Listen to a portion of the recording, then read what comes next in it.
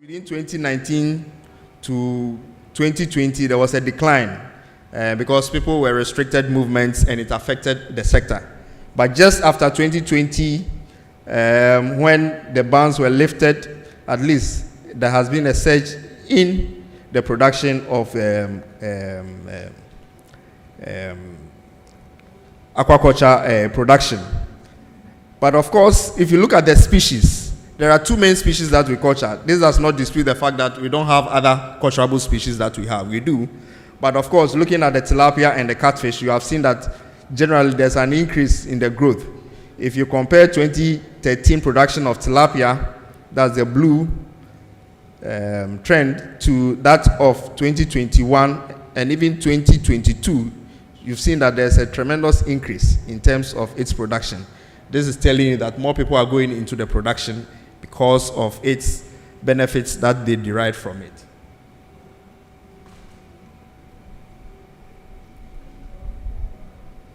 Now, despite all these increments in the surge of aquaculture development, of course, the water bodies that we use are being threatened.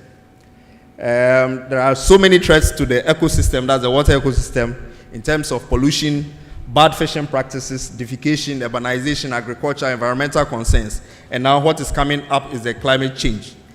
The changes in the climatic environment, resulting in so many things that is affecting the water body. So I will limit the threats to only the climate change because the topic focused on climate change. This doesn't dispute the fact that all these concerns cannot be addressed. Now, climate change, as we all know, is the long-term effects of changes in the Earth's climate, which is mainly characterized by rising temperatures. So as the temperature rises, of course, evaporation rates are high, prolonged dry periods or changes in weather pattern. If you also go to the polar regions too, the ice are also melting, giving a rise to an increase in the levels of the seas. So it could be a win-win situation or it could be a lose-lose situation. So climate change, in its perspective, doesn't mean it's a bad thing. It can be good and it can be bad. Some of these changes are as a result of human activities. You and I, our activities are causing some of these. So what are some of these activities that result in this climate effect? Burning of fossil fuels, coals, oils, gas, even our cars generating fumes, industries generating fumes into the atmosphere, and all these constitute to the effect of climate change. Now, all these generate gases, which we characterize as greenhouse gases. It could be carbon dioxide, methane, nitrous oxide, which traps within the ozone layer and cause a warming effect. Because of the shielding of this ozone, it causes a warming effect, and of course, it bounces back to us. Then this is what we have, the feel of the effect, which we characterize as what? Climate change, or the greenhouse effect. Now, looking at where Ghana is located on the equator, we are vulnerable to climate change. So it's part of the countries that are highly susceptible to climate changes. Now, climate change effect results in so many things. Increase, as I mentioned earlier, increase in temperature, rainfall variability, decline in water level, and all that. Now, if you look at studies that we have done, we carried out a study from 2014 to 2018 on the effect of climate change on water resources. You could see that the lake, or let me say the water basin, temperatures are rising, and it's expected that by 2024 we should expect an increase in temperature between 1.8 to 2.2. So as we speak, if we say the average temperature of water lake at its highest is around 30, by 2045 we should expect at least plus 2.2 degrees more in addition to it. That is what I mean by the increment in the growth. And all this has implication on fishery resources. Now, this effect is not only seen in Volta, but of course in other lakes like Malawi, Lake Tanganyika. All these studies have been done and have proven that there is an incremental change in the temperature, which is affecting it. However, of course, the rainfall pattern also contributes to the amount of water that comes into the Volta Basin. And predictions by Obubu et al. Have shown that, of course, there is a percentage increment and there is a percentage decrease. So as the rainy season comes, there is a percentage increase in the amount of rainfall that inflows into the Volta. And at the same time, during the dry season, there's a decrease in the amount of rainfall also, which results in high evaporation rates in the Volta Basin, which results in the decrease in the amount of water that gets into the Volta. So if you look at this trend, this is from the work study I did in 2014 to 2018, looking at temperature from 1988 and made a prediction up to 2024. You could see that there's a trend increase in the temperature of the Volta Basin, and this has implications on aquaculture, which we'll see.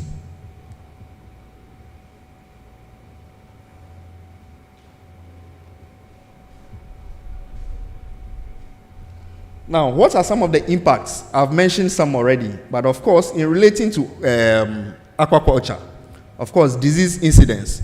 When fish are stressed, for example, if water levels is about 1 meter, there's a high temperature, high evaporation rate, the water level decreases. It will affect the space that is being occupied by the fish. Now stress sets in. Remember, there are microorganisms already in the water, so you don't dispute that one out. When fish are stressed, then there is an opportunity for this pathogen to enter the skin of the fish. It will affect the fish. So you see some of these farms resulting in high mortalities, resulting in an unexplained death. But of course, you should know that diseases are bound to happen. Of course, stress is a major contributor to some of these diseases. Suitability or selection of sites of aquaculture is affected. For example, in the northeast region where we are working, some of the dams that were created, that's the One Village, One Dam, and those that existed before, most of them dry up during the dry season. So, aquaculture development there will be affected. You can only do fish farming during the rainy season. But of course, we want a sustainable practice. So how then do we get to this sustainable practice that we are talking about? This results in food security issues, resulting in high economic losses when these impacts strike. Of course, this is a diagram just showing you some of the effects of climate change, sea level rising, warmer oceans. Of course, high temperatures is the main thing. So this is just as a figure showing you the effects of climate change. Now let's look at a case study. The Akosombo Dam spillage. Would we say it's as a result of climatic changes or human activity, human error? Is it humans that created the rains? No. But of course, our system of practice by also creating the dam there also caused, because water is supposed to flow. Now, if you dam and use it for hydro generation, of course, water would always find its level. So when the water level rose above its maximum limit, we needed to open the water. We needed to spill the water. And it flooded most of the north and central Tong area, areas that were worstly affected by Tom Mepe, Sogakope area. Of course, a lot of people lost their livelihoods, and fish farmers were not spared. Over 46 million Ghana cedis were lost as a result of this.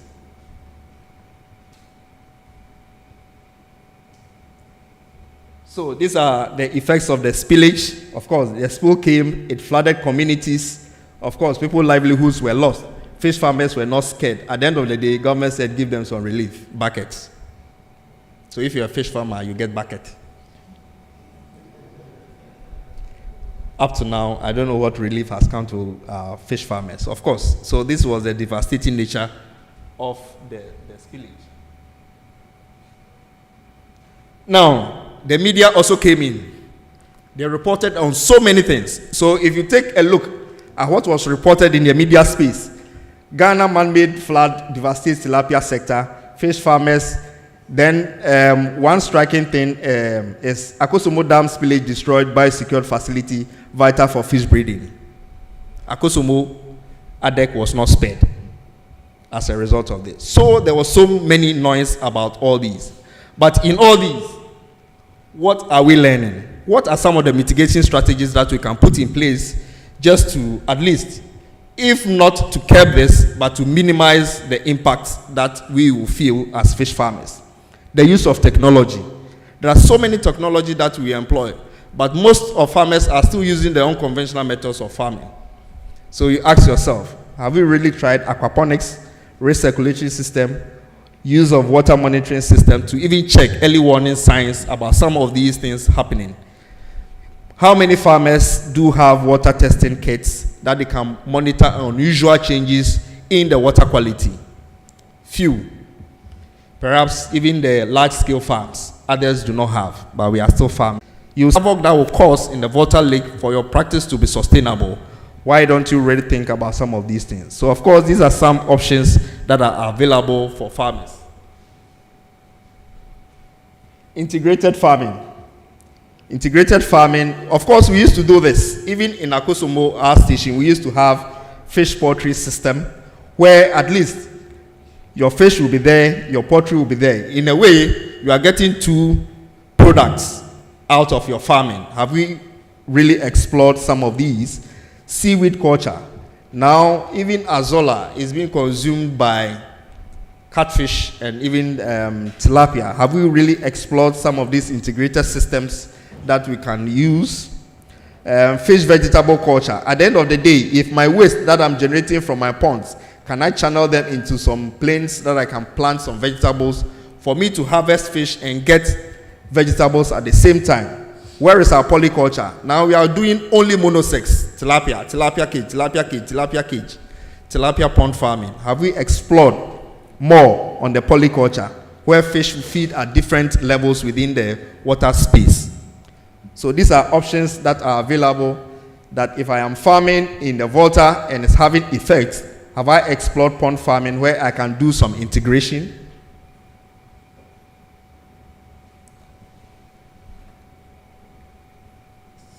Sorry. The third thing, selective breeding. Of course, we all need fish to grow within the shortest possible time, disease-free, hardy.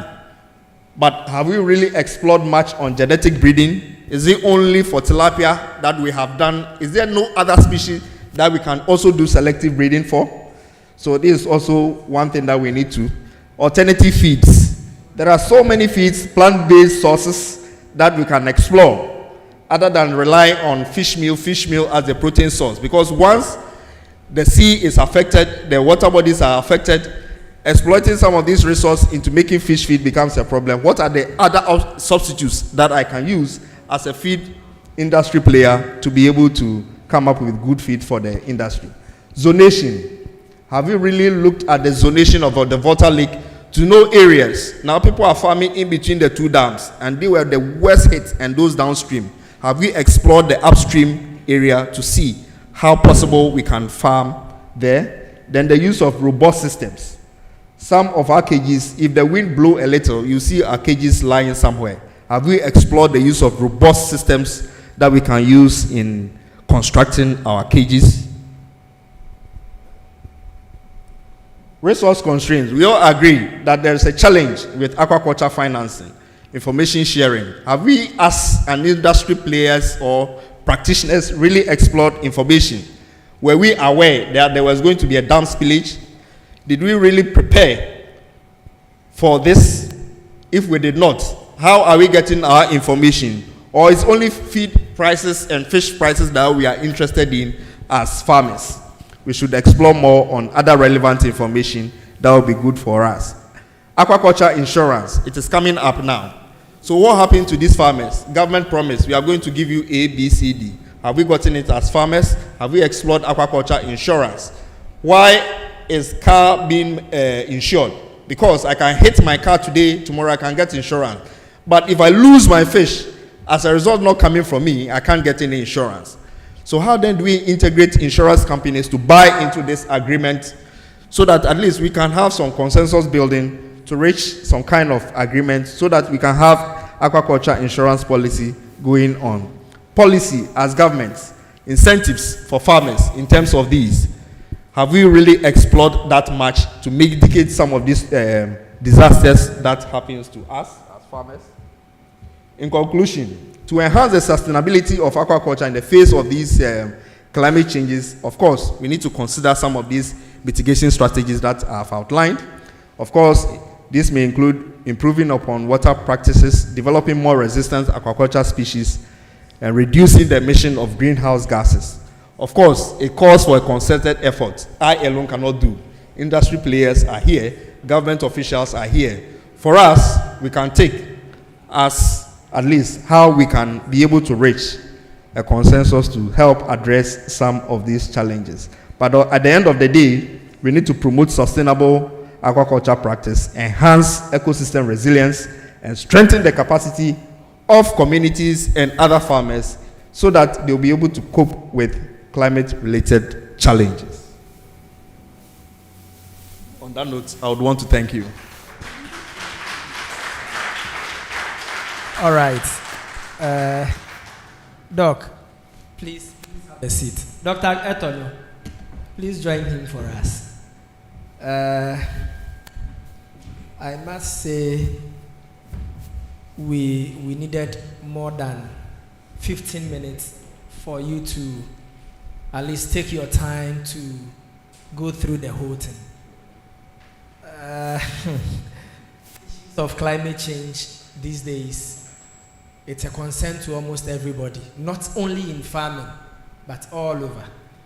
We'll try to take a couple of questions for you to break down some of the things. I would start with them and then colleagues will also come in. As you give the presentation, 3 things came to thought. You spoke about technology. You mentioned zonation.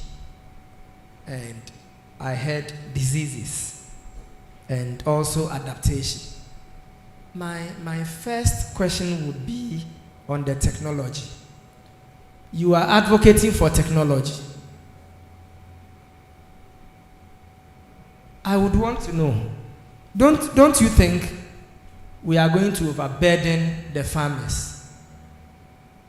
How much do they gain? What is their profit? When we come in with technology, is it not going to be a burden? My second issue has to do with the zonation. Would you advise, or what would be your advice to farmers having their cages between the 2 dams? Also on diseases, either we are adapting or we are mitigating when it comes to climate change. We have been working on gifts for so many years. Would you advise that farmers should use gifts? Because I know there is a policy on the utilization of gifts. As researchers, and I know issues of gifts emanate from ADEC at Akosombo, would you advise that the farmers should use the gift for their production? And the last one is, how can aquaculture farms adapt to climate change? So I think we'll take questions and then colleagues will also come in, ask subsequent questions. Thank you. Please try to be brief for us. Right, so thank you very much. I'll attempt to answer some of them. My colleague would also do the same. So the issue of technology, we understand technology comes with cost. If you want to improve any system, it comes with cost. So the technology we are advocating here is integrating systems where you are looking at aquaponics. Aquaponics simply means you farm your fish and you grow vegetables as well. So of course, for it to be more efficient, sometimes we put in filtration systems to be able to make the system more efficient and robust. Of course, putting some of these aeration systems comes with cost because it is electricity. Of course, we are not able to even pay our electricity bill. How much more do you add something to it? But of course, one thing we need to know is that you are doing two things in one. Raising fish and growing vegetables at the same time. Now, let's ask our market women, if you go to the market, how much do you buy your lettuce or your cabbage or your vegetables that you use for your fried rice and other foodstuffs? It's quite expensive because of the technology in which it's being used in this production. So take it that you are kosher your fish all right. You are getting your gains from it. The gains you are also deriving from the vegetables, you are using it to settle in your operational cost, and you are good to go. Some too have a way of, like if you have a tank system or a tarpaulin system where you are keeping your fish in there, you only release the outlet into a flat place. That one you don't have any control over the pumping or whatever. If you go using the conventional traditional method, of course, efficiency then counts. You release your effluent into the system to fertilize your crops that you had grown, and you can have value for it. So these are some of the answers to this one. Secondly, the use of these aerators do not consume much power. If you look at the kilowatts on these machines, it's very minimal. So sometimes you can even calculate your operational cost by putting off everything and allowing you to run and see your consumption. So they are highly energy efficient that you can use for your systems. To add to that, we are in the system of multi-trophic production systems, so multi-trophic aquaculture system, where the aquaculture farmer takes advantage of the various levels of production from a preceding waste level. So we have the first level, the second level. So we have species that can easily adapt to a particular level. For instance, tilapia at the top section, whilst catfish at the lower section. And so the integrated multi-trophic aquaculture system is one of the climate smart aquaculture systems that can be easily adapted, whereby then tilapia or catfish and producing aquatic weeds in the same system. So the waste that is produced, which is the nitrate, nitrite that is produced, and phosphorus is made use of by the aquatic weed that is mounted in the same system. So you have a system that runs with the use of the waste that is generated in the system. Now, it's a climate smart aquaculture system because it's able to sequentiate the carbon dioxide that is produced. So the aquatic weed that is part of your production system that equally fetches you money is also helping the environment. And so these are systems that are evolving around the world, and I think Ghanaian farmers can also adapt it as one of the climate smart aquaculture systems that can be used in the country.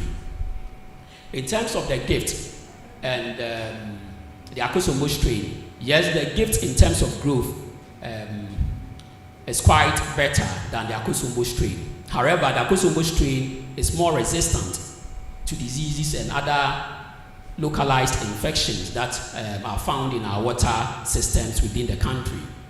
And so the choice is up to us. Now, ADEC and other research institutions and organizations, including the universities, are not sleeping. They are working around the clock. For us in ADEC, we are trying to develop fast-growing strain now from the Akosombo strain that we have, the generation 11. We are moving on to generation 12, and we don't want to say what we are about doing, but we are trying to improve upon the growth, because one of the issues with the Akosombo strain had been the growth and the survival. And so this time we have had some solutions that are now at the lab stage, and we want to finish with those ones, and then we can share the information with farmers. In conclusion, I think the gift should not be allowed into our system because of environmental consequences. work that was done by Professor Frempong and then Tabia years back, which recommended the use of the Akosombo strain partially, that it outperforms the recommended gift and other strains, the Asian strains that we have, that it outperformed the Akosombo strain. Did not take into consideration the environmental impact. What we call the ecological studies were not done. And so from the agreement that was between the World Fish and other neighboring countries that contributed to the development of the gift, it was made that the gift as a derivative of the Akosombo strain or the localized strain should not come to the countries from which the brood stocks or the parent stocks were taken from, but we have breached that system. Now, let's come back to realities. With the event of the dam spillage, you and I would come to the reality that the Akosombo gift had entered our waterways. I hope that's true. It's an open secret. And so we have a lot of the gift possibly in our waterways, in the lake now. So what do we do? That's another question for another forum, for another discussion. Thank you very much. Just a quick one. In my personal opinion about the gift, you see, sometimes we need to call a spade a spade. If you go to Accra Mall now, the oranges, potatoes, and everything that you see there, they are all genetically modified. They are genetically modified. So that's why some industry players are advocating that let's also use the gift. Now, just about a year ago, our sister institution, SARI, Savannah Agric Research, released a lot of varieties which are genetically modified, but of course had some regulations attached to it. Now we scientists, we are just afraid that if you give gift fish to a cage farmer, and of course there's a possible that you lose one or two into the main lake, and that has ecological implications, and that is what we are advocating. But if we have strong systems that can ward off some of these, not culturing in that kind of environment, but in a pond or certain systems that you do not openly introduce, then it's possible that we could have trials and possibly release some of these gifts for us to use, because we are looking at how the fish grows fast.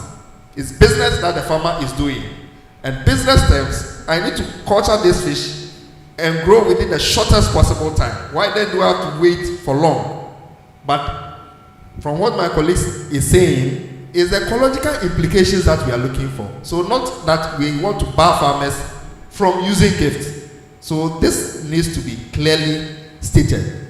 The second point I want to make on the zonation, the farming between two dams. We don't advise, especially during the rainy seasons, because when the rains are kind of a lot upstream, it is released downstream.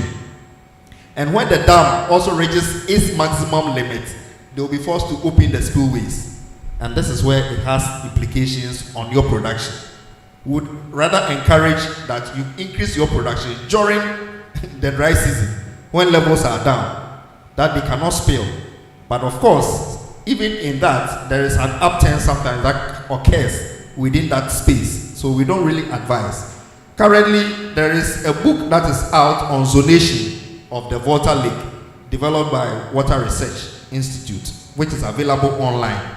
So you can just Google zonation on Volta Lake for aquaculture farming. It will pop up. It will show you areas that are specified for farming or for culture purposes. Now for sustainability, of course, we are still improving the species that we have.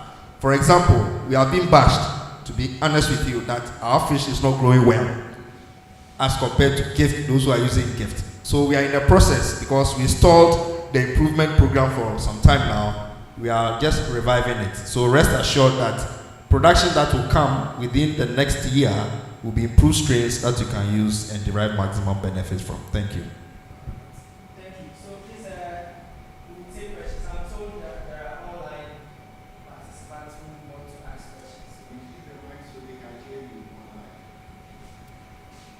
right. So I'm told there are participants online who would want to ask questions. So we'll take 2 of them, and then we'll take. Please, are there any questions here? Are there people who would want to ask questions? So probably we start with the. Okay, I'm being signaled that our time is also almost up. So online 1, and then those of us here maybe 2 or 3. We'll take the online first, please. We'll take the questions together. Please, we are listening.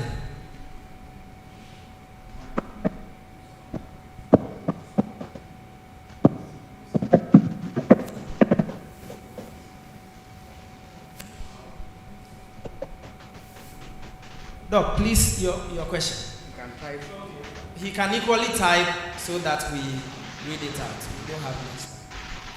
All right, thank you very much. Good afternoon, and to all the participants. Hello,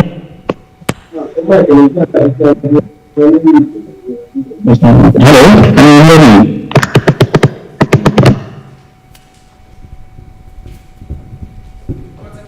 Yes, we can hear you. Hello? We can hear you. Go ahead. Yes. Helping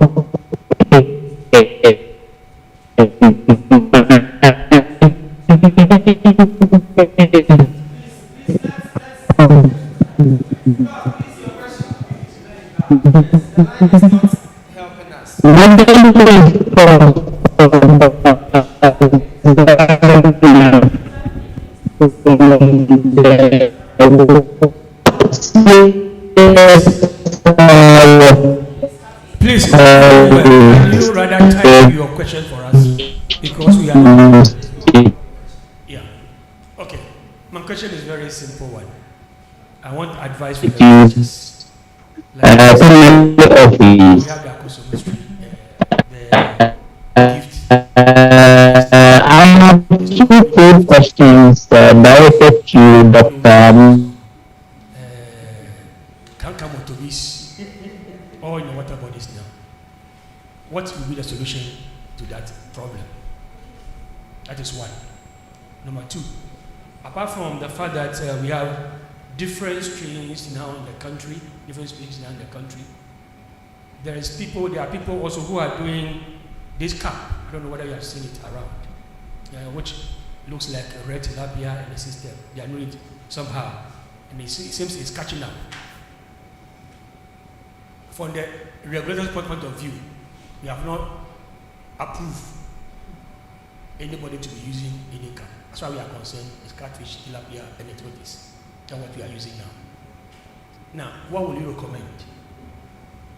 Should we allow them to continue with the introduction of cap the way they are doing, or we should stop it? And what are your reasons for that?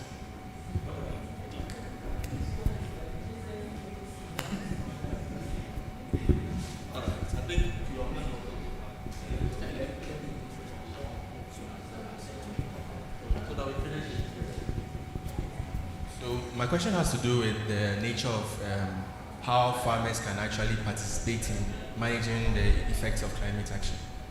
So the question is, you see, with the activities such as aquaponics, you come with a veritable increase in energy demand, which in some essence, if the energy being generated is based on normal fuel, means that there will be an increase in carbon dioxide.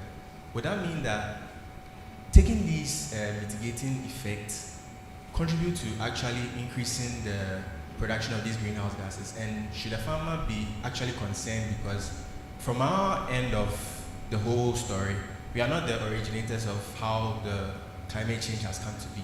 So it's kind of like an opinion question. Should we really care, aside trying to make sure that it doesn't affect our fish, or should we also try to take action so that we reduce how much carbon dioxide we generate by our operations? Thank you. So please, my question is, you're talking about the gift and then fish farmers with the zeal of making a lot of income within the shortest possible time. So the question is, the fact that we should advocate for the fast growth of fish, should we compromise on the quality of stock we raised? Thank you.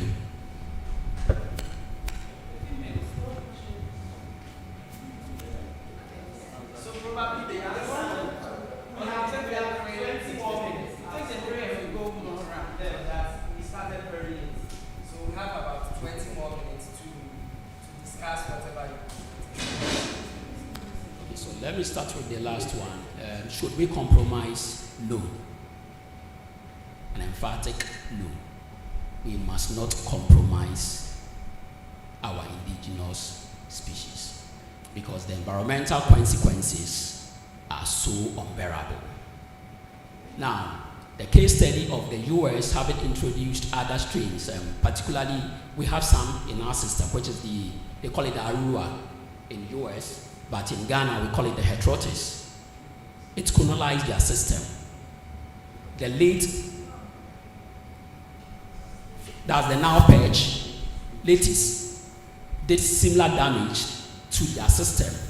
And so they had to do environmental cleaning, which cost them millions of dollars. Ghana, we are even struggling with the economy. Where are we going to get the money? Now, posterity will judge you and I for not taking the right decision by not thinking about them. And so we need to preserve and conserve what we have. The economics aspect is also good. However, we just have to develop our local strains and allow them the nation. So yes, emphatic no. Let's not compromise. Now, interesting enough, compromises seems to be done by other big players, and I'm quite careful and choosy in terms of my words.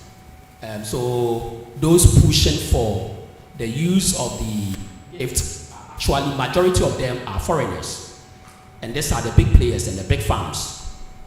And so we need to also be careful jumping onto the wagon in following that, because the country Ghana belongs to you and I. We have no other place to go. If our children can't see the tilapia that you and I consume, and it's of high quality and superb taste as compared to the gift, which is chaffy and not quite tasty, they'll blame you and I for having enjoyed the tasty fish and leaving the chaff for them to come and eat in future. So this is something that we need to do. So ecological damage would be done, and so let's try to preserve what we have. Now, in terms of the cap, we should stop them. Personally, I think one time there was, I don't want to mention, one of our brothers posted it that he has the fingerlings, and equally I told him that is not permissible in the country. And I equally went further to report him to the fisheries zonal officer, who apprehended him and prevented him from spreading the cap. Now, elsewhere, I asked whether they would also permit the cap to be used in the countries that they produce, specifically in Japan, just about 2 months ago. And they said no. Looking at the way the cap is quite aggressive and the way it is, it may not be suitable for certain areas. But however, for food security purposes, we may allow it if our authorities want it. And so the choice is ours. Thank God it's coming from a regulator. Thank God it's coming from a policymaker. So from this forum, maybe the take-home message you should send to the minister is that, yes, if people want to bring it, we must think about posterity. We must think about the next generation. Elsewhere in Asia, they would not want that species to be added to their species. It's ours. Why then do we allow theirs to be added to ours? And then we go back spending millions of dollars trying to look for solutions, try to look for research, development processes that can clear and minimize this ecological impact that this fish might have on our system. So please send this message to the minister. Should be stopped. The borders should be closed and monitored. People should be trained. SEPS officials, custom officials should be trained to prevent the importation of cap into the country. Thank you. Thank you. Yeah, so just to add just a point to it, Dr. Aya, of course, for me, it's the point of entry that I'm very careful about. So we have porous systems that most of these foreign strains are being smuggled into the country. So our system should be strengthened so that at least we can. However, sometimes it's very interesting to see how some of these species even behave. The only challenge that we have that are not allowing some of these strains into our country is to colonize our natural systems. That is the whole thing. So sometimes the biosecurity of even us using the Akosombo strain, the gift at Akosombo for trial purposes, we have to do a lot of designs just to make sure we don't release even fry or egg of the strain into our natural bodies. And that is all that we are talking about. But apart from that, everything is on point. Just on the efficiency of the systems, releasing these greenhouse gases. Of course, pump, electric powered, do not really generate any gas that will go into the atmosphere. Even the plants rather absorbs the carbon dioxide within the environment, and that is the efficiency we're even talking about. And I agree with you, it's the Western world that generates a lot of these greenhouse gases. So in as much as we are advising farmers on technology, we need to also advise them on the energy efficient ones and those that do not generate greenhouse gases too much, that will cause havoc into the environment. Thank you. Please, I'm coming. This whole question from Dr. here is opening the can. And it should be a discussion for some time. This is an interaction between a friend in another West African country. How much is the Pangasius fingerlings? 200 naira per seed. Oh, that's about 3 Ghana cedis. Have you transported outside? Have you transported to Ghana before? We have delivered all around ECOWAS countries. Okay. What's the survival rate after transporting? I will need about 1,500 by the end of the year. 95 to 98%. And he asked, what is your name, sir? The system is so weak. In 2019, I was at UDS. We wanted to bring gifts to Ghana from China for research purposes. The ministry approved that because it is for research, they were going to grant us. EPA declined. Only for us to hear that people on the Volta Lake are farming the same gift we were declined. So why do we have to pass through the process for us to be declined for another person to come illegally? So the person is with the regulators. This one, Mr. Doctor here, yeah, the Momo.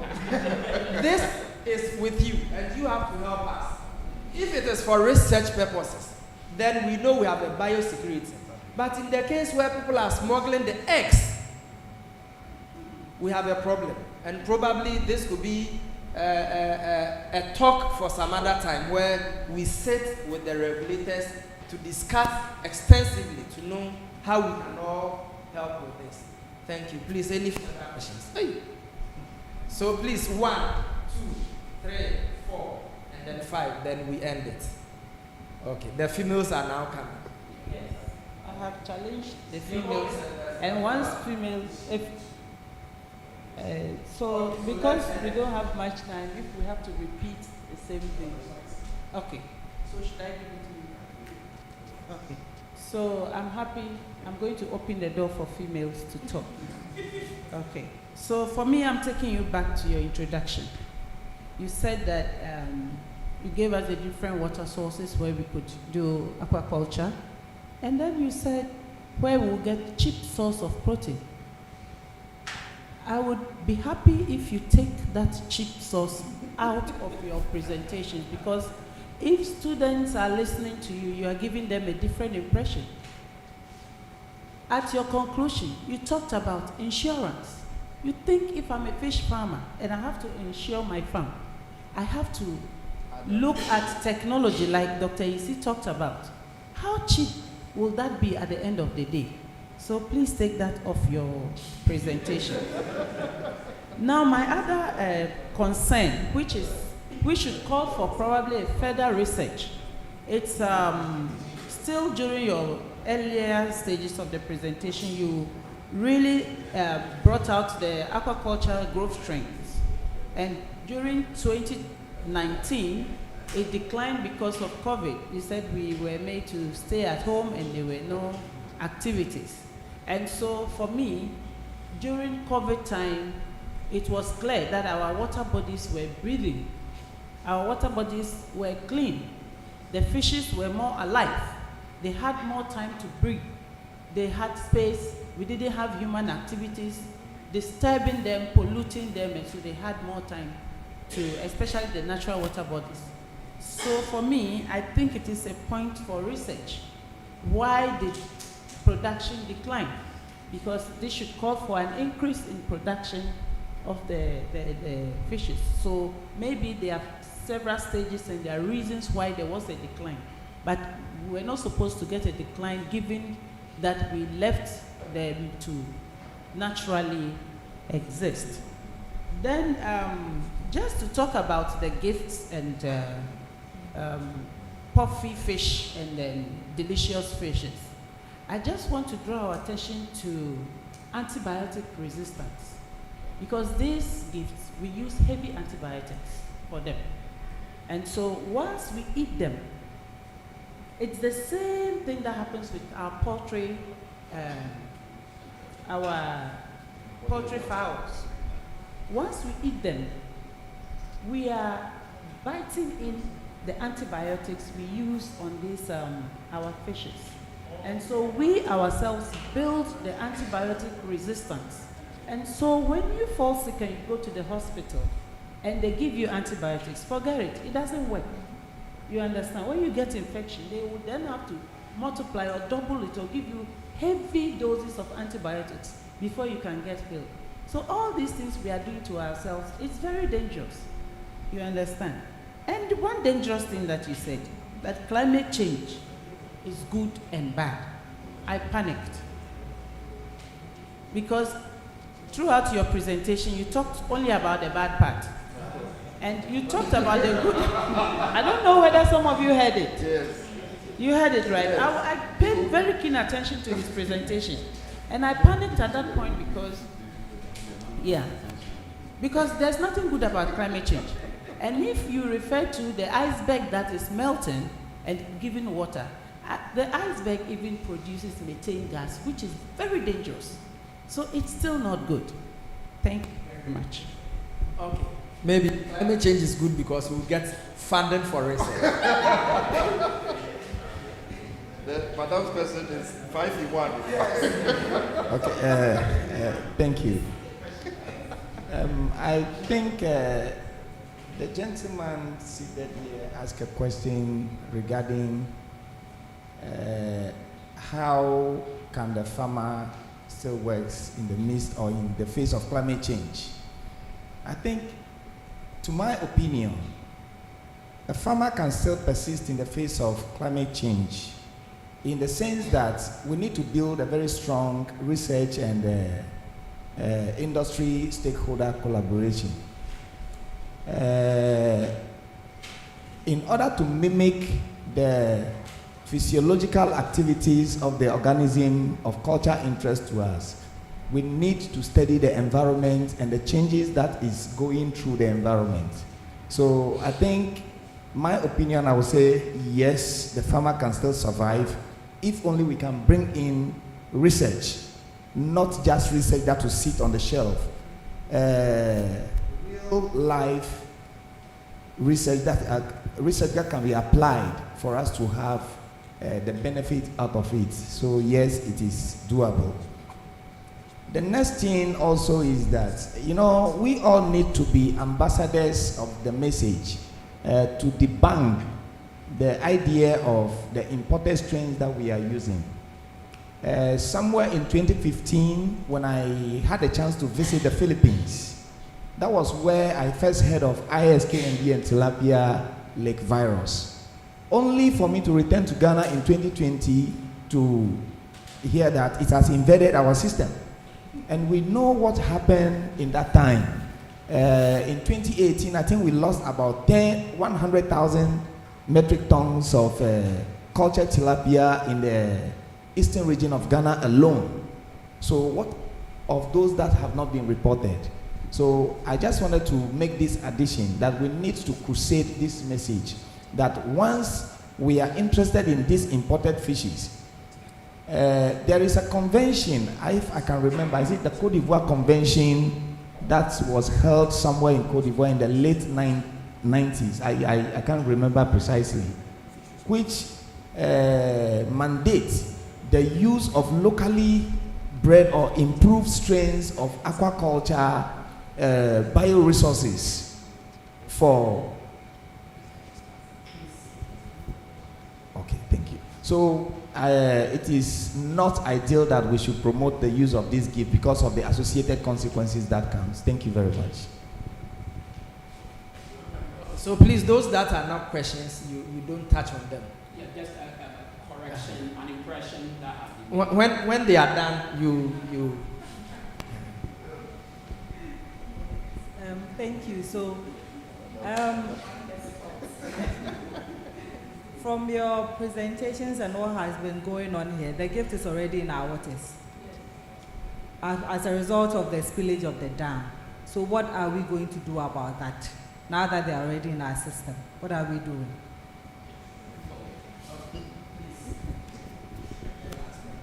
So, thank you. Okay, my question is on the feed. I think per the earlier morning presentations, we saw that the feed cost is about 60 to 80%. Yeah. And now we know about this locally produced feed. What is your take on that? Yeah. And also, yeah, I think he talked about zoning in terms of aquaculture. Just a suggestion. Within IMIDA, the International Water Institute, for dugouts and dams, we are undertaking a study on suitability map. So in terms of people who want to use dams and dugouts for aquaculture, you can consider the International Water Management Suitability Mapping and have more information on that, yeah. Yeah, thank you very much. I think what I'm about to say is no different from the last point. Mostly, you were talking about the lake. Whereas when you look at aquaculture, we are producing on the lake and then the inland producer. Perhaps with these kind of strains that you are worried about, if there was some kind of more policing that was done, we could explore the inland option. Because again, we should look at the whole climate change, epidemic, whatever problem, in the nexus with food security. We want more food. We need more protein. So we can't just be throwing away everything. Then we are going back to the excavator problem that's there. You know, so I think we need to do more work. We have to be up and doing on-the-ground work. Let's get more people on the ground from the regulatory bodies and see how we can sustainably incorporate these things, especially in the inland producers. Another thing is, I didn't hear you mention catfish at all. Maybe I came late. I'm a bit catfish biased, but I didn't hear anything about catfish at all in light of all these challenges you are talking about. Okay, yeah, that's why I said I came late. Maybe I'll get a recording and I'll listen to it and I'll just say, All right, thank you. Dr. Eto and Dr. Mensah, please, our time is very limited. The other session, the moderator and the speakers are almost ready. So please, you make it brief for us so that you give us your take-home message for us to end. Thank you very much. Just one correction here. In our system, I don't know if Dr. Hia would agree. We don't have lake virus in our system. The tilapia lake virus is not in our system. Yes, it's not officially recorded. So please, one of the contributors said that it's the ISKNV that officially seen in our system. So please, let's not take that into consideration. Let's debunk that, please. Now, to the main point, Dr. Eunice, what do? We do nothing. Simple. Do nothing approach. It's also accepted in environmental management. And so the do nothing approach would be, however, we would have to put in restrictive measures to prevent addition of the gift into the system. Now, with time, the gift will be fished out with the other strains. Because we don't have the money to do environmental cleaning. Elsewhere, they'll employ people with detectors, scan that are able to detect the gift from the Akusumbo strain. So if a fisherman catches a fish, he's able to bring it to the regulatory officers, and then they detect, okay, this one is gift, so come on, let's let it go. This one is Akusumbo strain, so fine. So that's elsewhere, that's what they did, but it costs. It involves technology. So for us, practically do nothing, let them fish it out from the natural system, and we prevent more introduction of the exotic species into our water bodies. Thank you. Yes, local feeds. So what do we do? There are a lot of agro-industrial byproducts that are available for use. There's a catalog of almost every ingredient that are available. I think Dr. Anani did beautiful work on his PhD, looking at the various feed ingredients and the types that are available. So for local feed producers, do contact us at ADEC, at least for some of these feed ingredients that you can explore and use for formulation, because the reliance on the commercial feed production is becoming too much. Perhaps farmers can also explore, so that at a certain stage of your growing phase, you can use your own formulated diet, then you can continue with other commercial diets because of certain inclusions or additives into the system. And for the zonation, in fact, I agree with you, in highly biosecured environments, we could actually do trials on these. So I believe that, of course, people have brought certain fish into the country to start to culture. My only problem is this implication when it enters into our natural systems. But in highly biosecured systems, we could do some trials on these. And I think the ministry issued a ban. I think during the fish kills time, he issued a ban 2018 against the importation of foreign strains. But if we see that we can explore other species that are of economic importance, we can still write to the ministry, seek clearance. But of course, our biosecure system has to be highly, highly, highly restricted. And madam, the chief source of protein, if you compare to other meat production, fish is cheap. If you go to the market, they weigh meat in pounds, not in kilos. So you say it is cheap, but if you compare its price in kilos, fish is cheap. Thank you.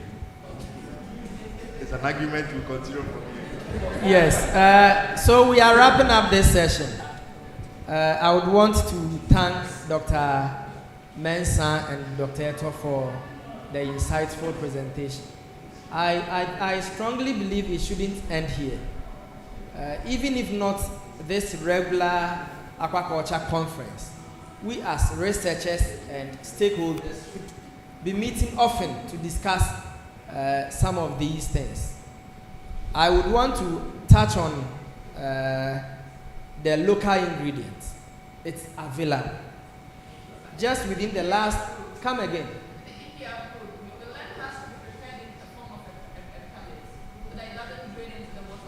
It's possible. It's possible. Currently, I'm working on a project sponsored by the European Union, and we are using palm kernel meal. We are using cowpea husk. After they've taken the cowpea, the waste, and then soya bean husk. The preliminary results proves that if we improve upon it through fermentation and others, it could be very good for as a substitute for the fish meal. We will look at these things later. But I want to thank you very much for giving us a very good presentation, and then also the audience for cooperating for us to have a very good program. Thank you. I hand over to Dr. Abiodu, who will look at the next session. Thank you very much.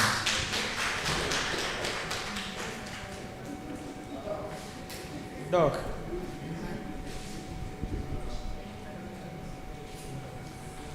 Please, Dr. Mensah, I'm told there is an online question. Please, wow.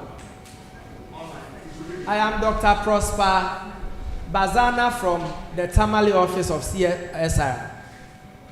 My questions are, okay, so let me look at the question. Cost of feed is a burden for caged fish farmers, be they domestic or commercial.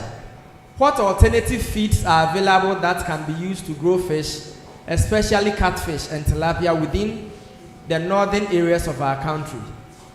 2, I'm happy you mentioned about policy and government issues.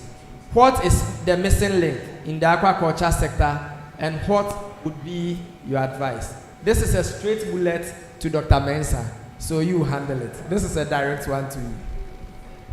Yeah, so Prosper, thanks for your question. As I said, just including this, there are a lot of feed ingredients that has been cataloged by WRI. So if you come to our office, we give you a whole catalog. And most of these cereals and grains are found in northern Ghana.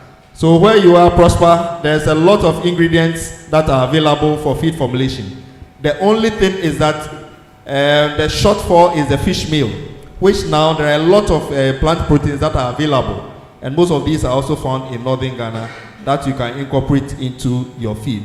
The only thing is to know the formulation right. That's all. You don't mix anyhow. There are plant protein sources and carbohydrate sources. But fish needs more of protein than carbohydrate. So in your formulation, at least 75% of your formulation should be from the protein source and 25% coming from the carbohydrate source. Then number 2, about the policy. I think we have a lot of policy aspects that are here. But the only challenge for me I foresee is our lack of collaboration. We only meet here, discuss, and we go away.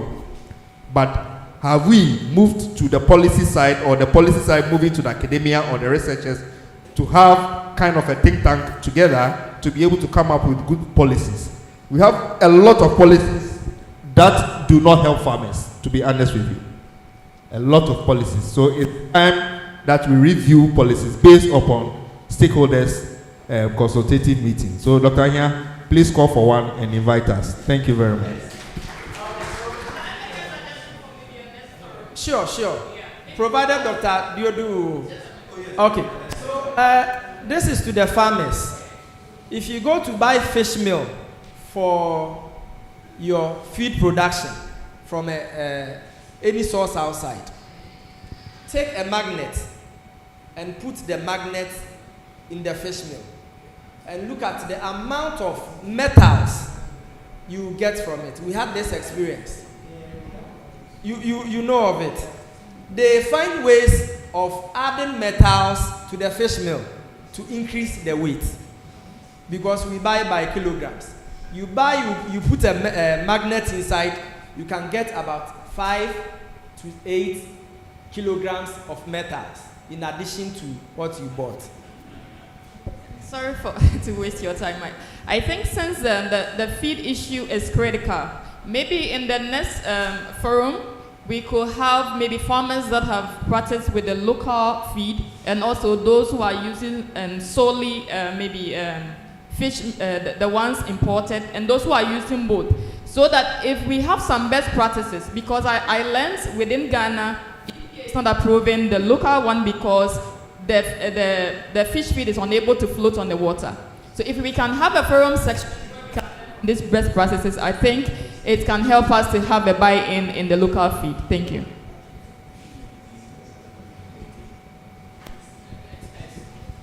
It's actually not the case. I don't think so, because Dr. Nani, I don't know if he's here, but he has done some research where we have farm-made feeds that is doing so well comparatively to the Ranans, the cycle farm feeds, and then the Fuji-Travel have. And so, yes, we have done some work, and the stock is out there. Just Google farm-made feed, you can get it right now. And you can have some information. Yes, it's working on farm.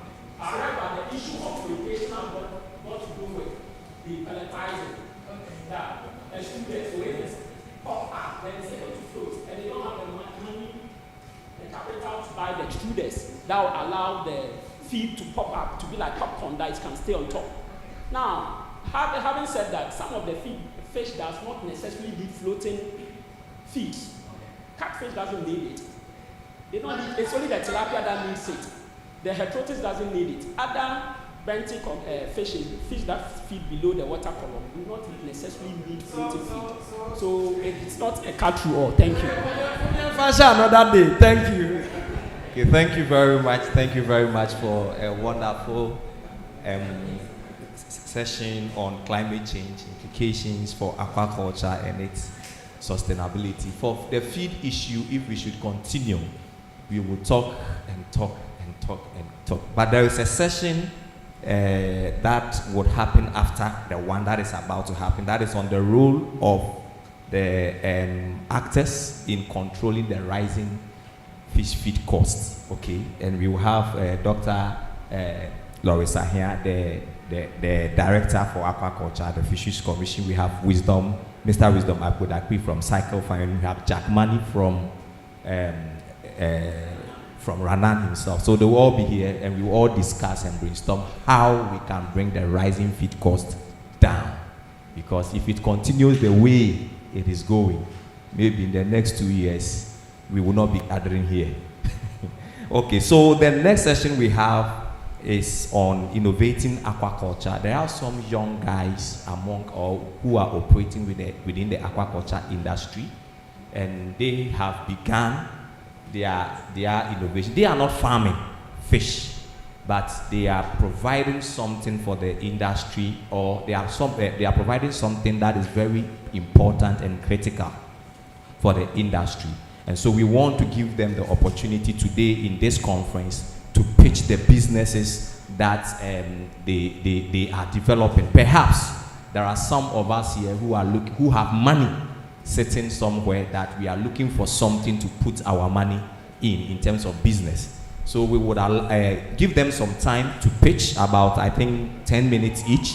Then after their pitch, we will sit them down and we will have interactions with them, how they began, what challenges facing as a startup within the aquaculture industry. So without much ado, I would want to invite Mr. Frank Owusu. So Mr. Frank Owusu is from Aquamet Technologies. It is a company that uses technology to support the aquaculture industry. I will make it broad like that. So I expect that when you come, you will give us more details. Following his presentation will be Miss Elizabeth Oluwatosin Bamike. She is also into fish processing. And then we would take a presentation also from Luther J.C. Kwashi from Agri-Makeup Limited, who are also into insect meal production. So Frank.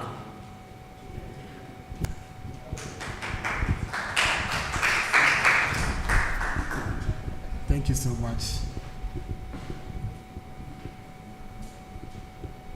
I believe the reason why we are all here is because we are so much interested in fish and we want to make it sustainable for a continuous production so that we get more fish to eat every day. I think basically if you take 6 out of 10 people who consume fish on a daily basis in Ghana and also in most African countries. So fish has become a critical component in our food systems and we need to be able to produce it on a sustainable basis.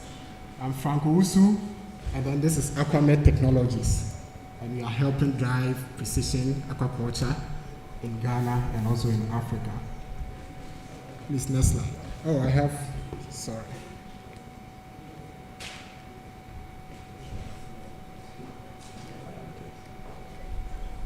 All right, so basically we all know we have about 80% of farmers or fish farmers being smallholder farmers, and they produce less than 20% of the fish that we consume locally.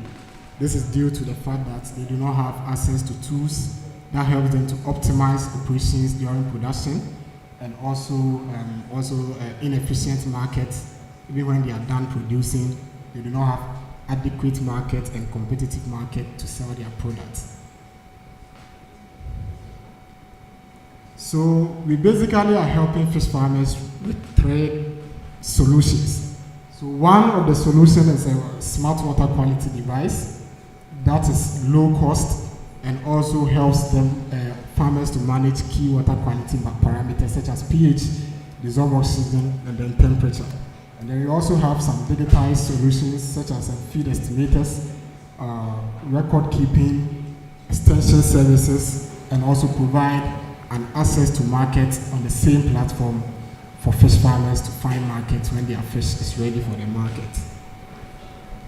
So we are addressing a market worth 3 billion USD in Ghana, in Africa. That is the worth of the aquaculture industry, and we are looking at 18% of this in Ghana. That is the total serviceable market in Ghana. Total serviceable market in Ghana, and we are taking 18% of this as our market share.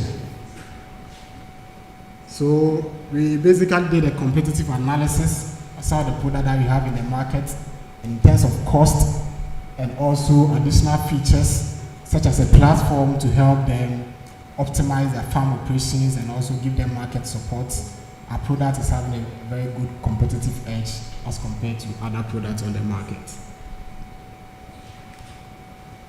We've been able to serve about 80 farmers currently, and we've also obtained a database of about 1,050 farmers in Ghana. We've also conducted training for about 250 plus farmers in Ghana since our operations around less than 10 months ago. So this is our product roadmap. We are basically looking to scale, provide market access in 2024 on the platform, and also roll out input financing for farmers. That happens to do with when farmers need some input that are quite critical most, they are able to obtain it and then pay in kind. And then we are also looking to enter new markets, which we've done or conducted some key market research in Nigeria and Kenya with open capital advisories. And we are also looking to reach over 20,000 fish farmers in the next 3 years. So we are projecting a revenue. We currently are working within a revenue. This is our first year, and we are looking to realize over $100,000 in revenue, and we are looking at over $300,000 in the next 2 years. We are basically raising a pre-seed fund, or a pre-seed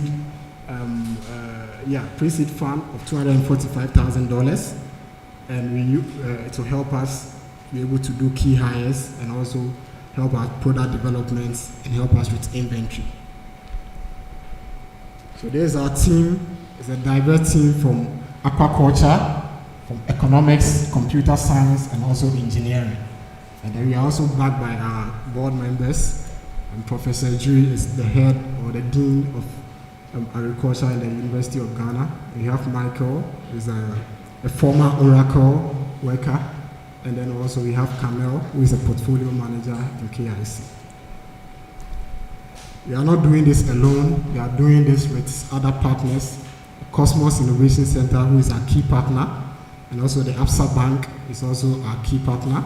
We also have Open Capital Advisories, and then the Chamber, Power OT, and ISC3, also in Germany, providing us with some business development support. We invite you all to be a part of our journey for us to help more fish farmers to put more fish on our tables through precision aquaculture. Thank you.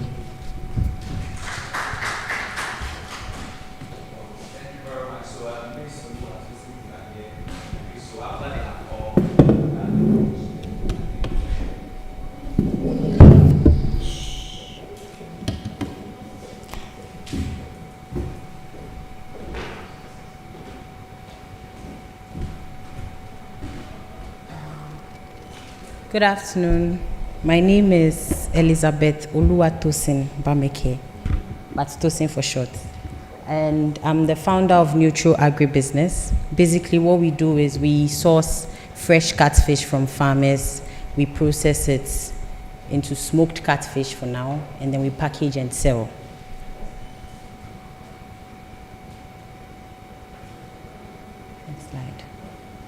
Okay, so moving on to the vision and value proposition. I can use it.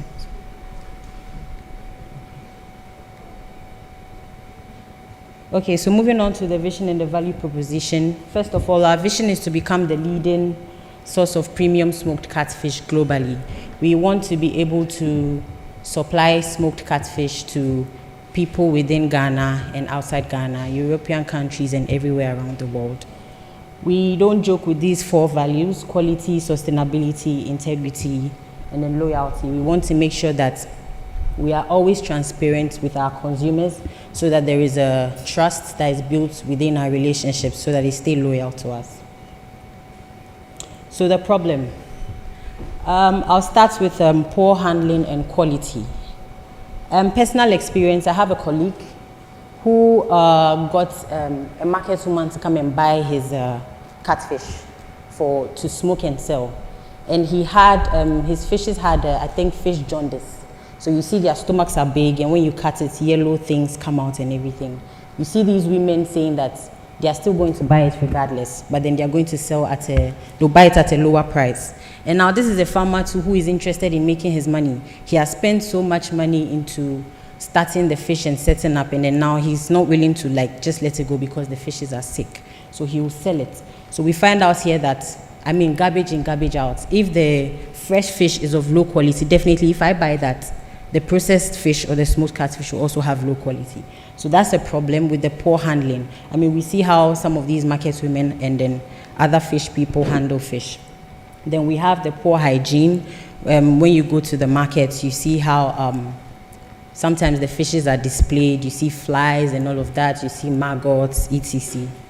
Uncompetitive quality. Now I put that there because then I intentionally put a picture of a choco smoker. What I mean by uncompetitive quality is, at the end of the day, I feel like we as Ghanaians, we as fish processors, we are supposed to look outside. How do we export? Now, using the choco smoker to process your fish alone reduces your competition in the outside world because they don't accept these standards because of the things that choco gives the fish, the pH, which they say can cause cancer. And then the last one, lack of attractive packaging. I would explain what I mean by this later. So, target markets. Basically, we are looking at all adults. I'm saying adults because I assume children don't have money to buy fish. Their parents to buy it. So all adults and people who eat fish. But to be honest, since we started selling the smoked catfish, we have noticed that it's only a section of people in Ghana that buy, and most of our sales are done with diasporans. They are the ones who buy a lot. And the section in Ghana are normally between 32 and above. Young ladies like me, we mostly don't buy smoked catfish. We're interested in chicken and all of that.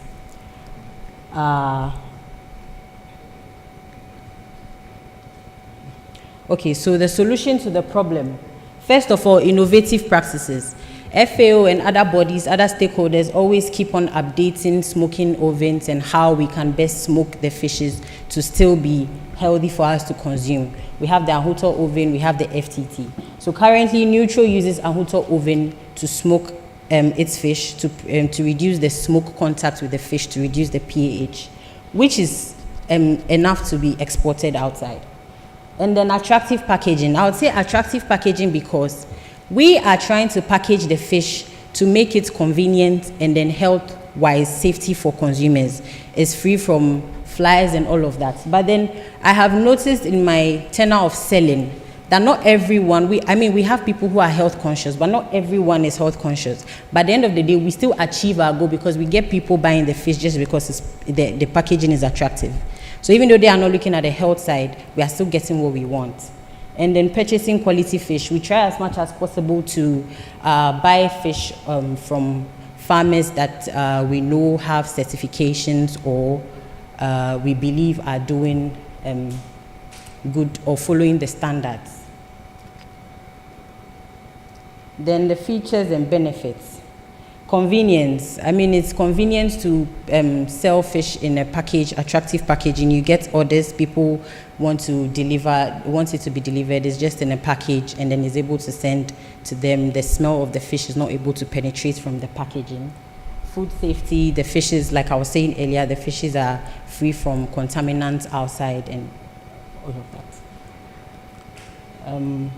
So Revenue model, basically, we were just trying to give an average of how much or how many bags of feed we sell a month. We do them 500 grams and 250 grams. The 500 grams is 100 cedis, the 250 grams is 60. So we are assuming that mostly averagely we can sell about 150 each per month, because sometimes the diasporans order like 40, 45 per person. So this is just like a revenue model. This is the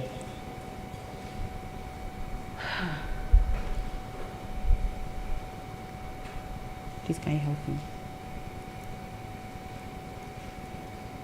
Okay, competition, mostly the market women, startups, and then middlemen.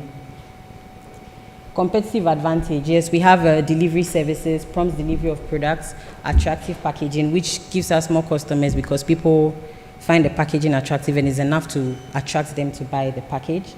We have not finished the FDA, but we have passed the test. We took the test. They said everything was fine. So I think they're doing their final touches to get the certification.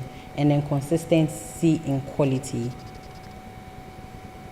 So milestones, Neutral started in November 2022. Capital was acquired and business was registered. In the beginning, we started from production. So we started fish farming. Then the experience was not too much. We had a lot of struggle. Luckily, up to September 2023, there was a lot of capacity building, attended AgriTalk for fish training, have gone through some FAO trainings in processing and all of that. Been able to acquire about 5,000 packaging bags, and then we started sales of the smoked catfish. We have sold to over 100 customers from September to April this year. We've had positive feedback, and then we are beginning to get loyal customers, people who now keep coming back to buy from us. I think I'm almost done. This is the team for now. Let me just pass this. The next one. Okay, so this is the financial breakdown. Averagely a month, we make sales of about 24,000 cedis. Our expenses, including cost of buying the fish, cost of smoking, packaging, transport, all of that, it sums up to about 16,000 plus or minus. And then our profits is 8,000 cedis.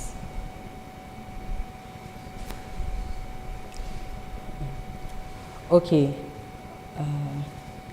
So in as much as, before I finish, this is the last slide, in as much as I was talking about exporting the fish, I think there's a little problem here, and I would like to talk to stakeholders involved in the fish supply chain.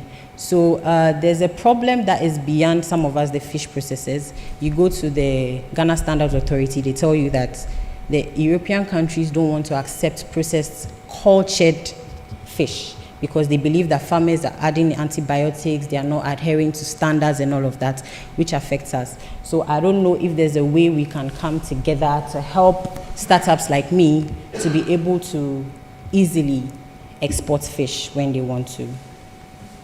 Thank you. Let's take our last presentation from Luther of Aquaculture.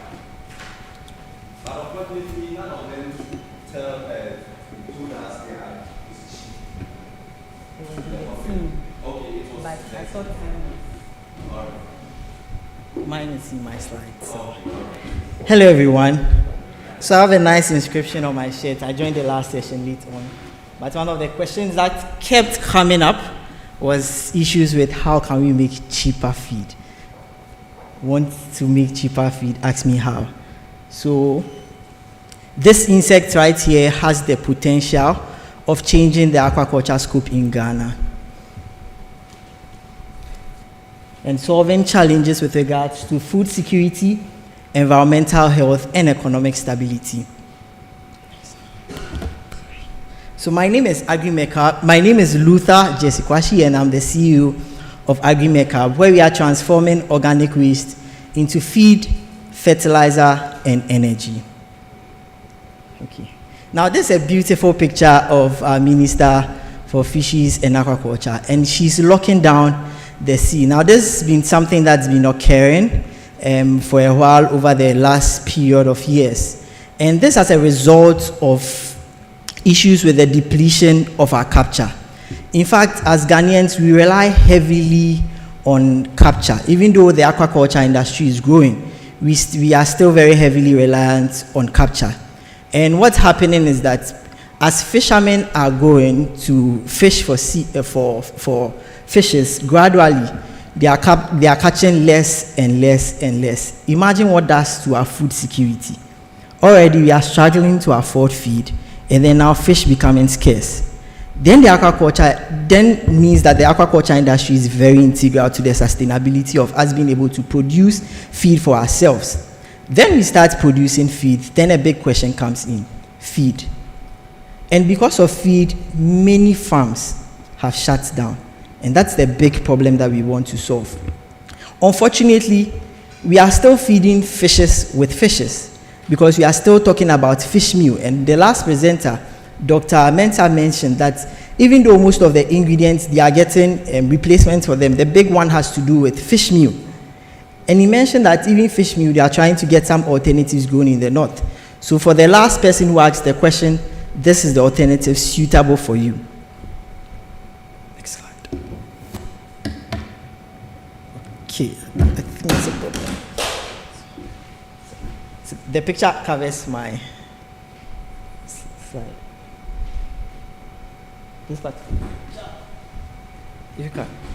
Sorry, previous. If you can remove the picture. All right, so the problem we are trying to solve is fourfold.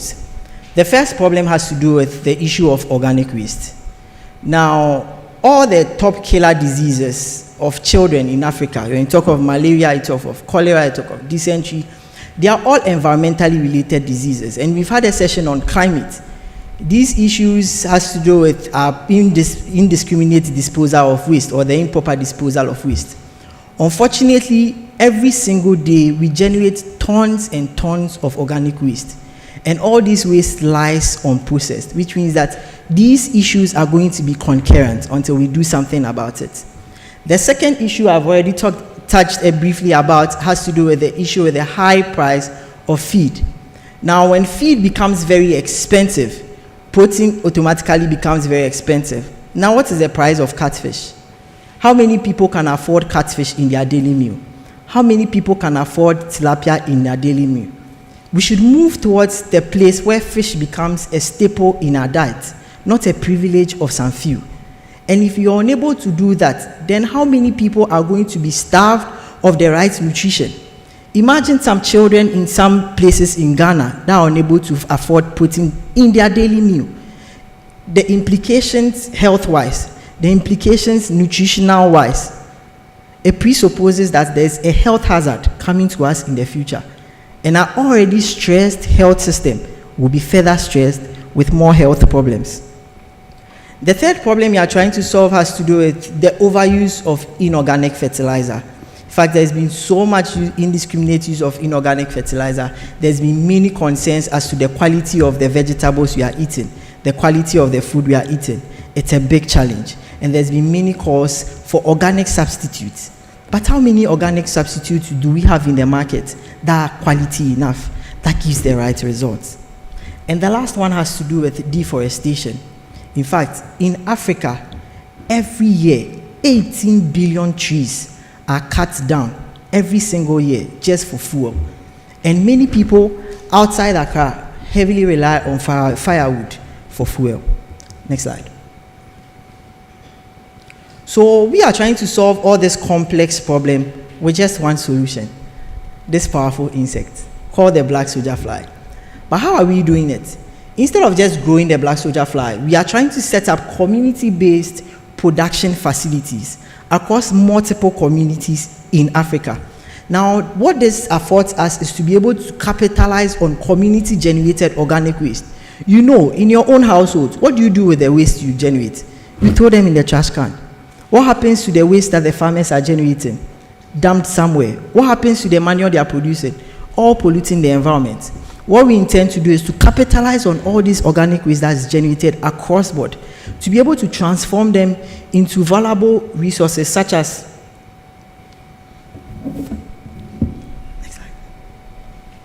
the organic fertilizer, the protein meal, and charcoal briquettes. Next slide. And this is how it works. Through waste aggregation centers where people are able to bring their organic waste in exchange for some tokens, and as well as sites where we're able to collect our organic waste.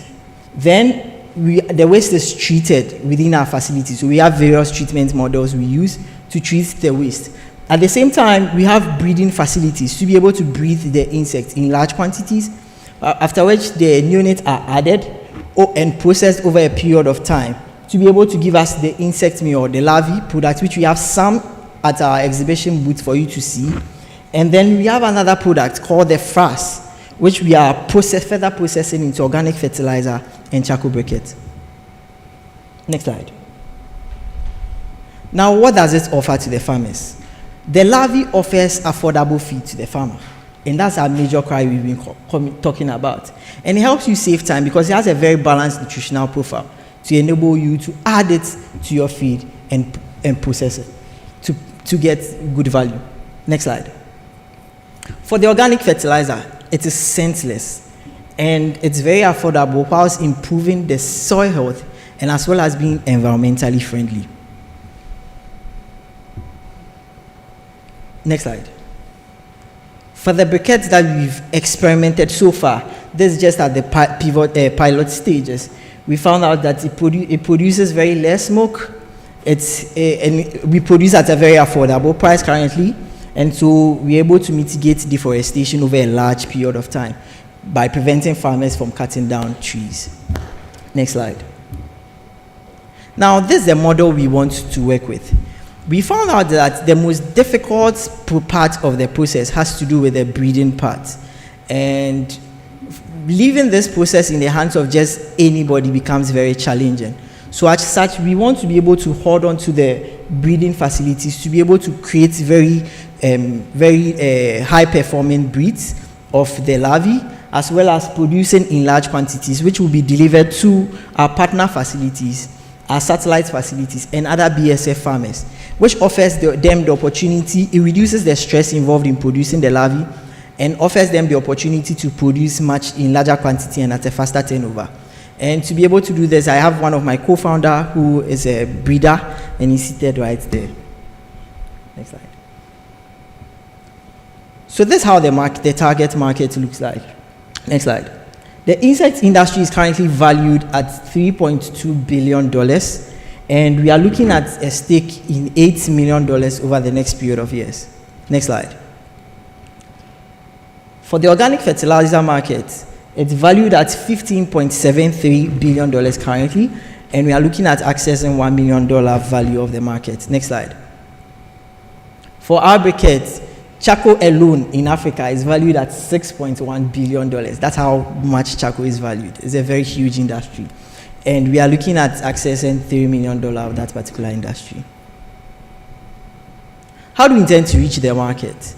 We intend to primarily reach the market through retail networks, local distributors and cooperatives, as well as partnering with agricultural input dealers and extension officers. Currently, we've done some extensive work with the Ministry of Food and Agriculture at the SUM Directorate, and we are looking forward to expand our reach throughout. Also, through agricultural trade shows like this that afford us to be able to reach out more stakeholders like you seated here, and through educational campaigns as well as our social media platforms. Next slide. Currently, we primarily make our money through product sales and some of the services we offer to farmers, with some people who intend to set up their own BSF farms, some consultancies that we offer. We also help some people formulate their own feed. One of the things Dr. Mensah mentioned in his presentation was that the formulation is very key, and so we offer that service as well. In the future, we intend to capitalize on the carbon credit sales market. We might not so much be aware of that, but what I intend to do is be able to exchange the carbon we're able to save the environment. So through our processes, we're able to reduce carbon dioxide, mitigate some level of carbon dioxide, and there's value to it that we're able to exchange for money, as well as franchising our model so that other people are able to extend our reach across West Africa. So far, what we've been able to do, just this year, we've been able to transform so far 40 tons of organic waste into valuable products. And that equates to about 750 tons of carbon dioxide equivalent. And we've created 15 direct jobs, as well as close to 70 indirect jobs over 2 production facilities. So by God's grace, we've grown from just 1 production facility as at last year. This year, we stand at 2 production facilities. And we've been able to diversify our product line, as well as establishing a functional process for a broad range of organic waste. Therefore, this offers us the opportunity to contribute significantly to the following SDG goals: SDG 1, SDG 2, SDG 3, SDG 8, 11, 12, 13, 14, and 15. Next slide. Next slide. Next slide. So this is currently the management team behind what we do. Judith is the production manager for the Accra facility. AB is the production manager for the Nankese facility. And then I'm the CEO. Emmanuel is here. He's our Chief Operations Officer. And Lydia is downstairs. She's in charge of HR and administration. Next slide. Over the course of the next year, we envision that we should be able to operationalize 2 extra BSF production facilities, which will enable us the opportunity to upcycle 10,000 tons of organic waste annually, as well as removing millions of carbon dioxide emissions, creating 25 direct jobs across the value chain, whilst reducing input costs for up to 500 farmers. Next slide. Over the next 5 years, we have big dreams. We want to have 35 community-based BSF facilities, which enables us to be able to upcycle 250,000 tons of organic waste, which translates to removing millions of carbon dioxide emissions. And we intend to be able to scale up into 2 West African countries. The West African countries we are primarily targeting are Liberia and Sierra Leone. And to be able to create a waste aggregation culture through our waste aggregation facilities across West Africa. And through aggregation campaigns, as well as educational campaigns and projects, we intend to be able to contribute significantly to reducing deforestation in Ghana by 25% and increase the adoption of organic fertilizer by 10%, whilst creating 1,500 indirect jobs. Next slide. Therefore, our investment amount is $120,000, a very small amount of money. And please stay on the previous slide.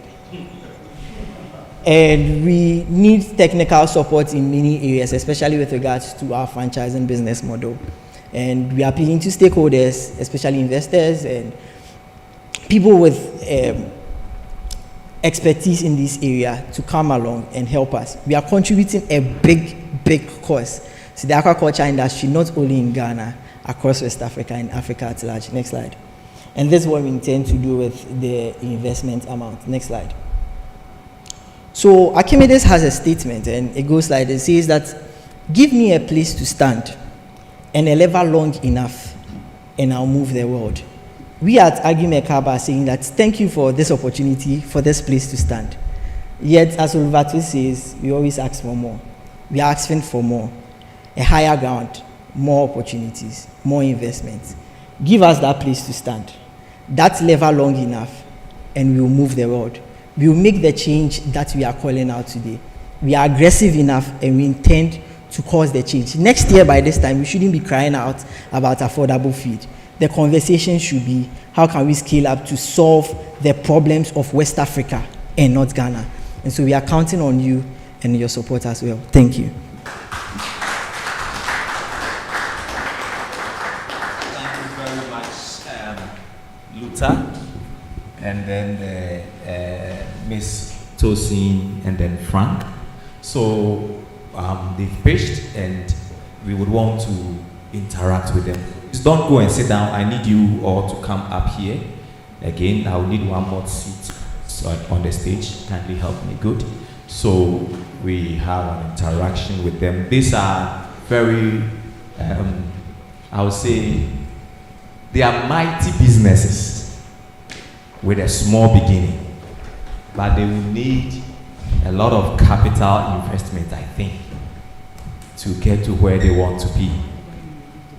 So we would want to interact with you based on the business models you have shared with us. And I think I will take the first question, then after that I will come to the audience if you have any question to ask. My question is just simple. In 1 minute, okay, I want each of you to tell us how you started. What was the motivation? Yes, we know that you have identified a problem in the industry that you want to solve. But aside that, what motivated you not to go and look for a job, but you wanted to start your own work? Okay, so I think my story started from a pig farm. Emmanuel seated here, Auntie Esther seated here, she was my lab. And we started from biochemistry, and then along the line we found out that we need to move towards the lines of food sustainability. And so we had a very broad plan that we're going to look at creating solutions within the food industry. But then to start out with, we started a pig farm. And 1 year down the line, we started having issues with regards to feed. Unfortunately, our farm shut down, and we stumbled on the idea of the black soldier fly later on. Emmanuel actually found that.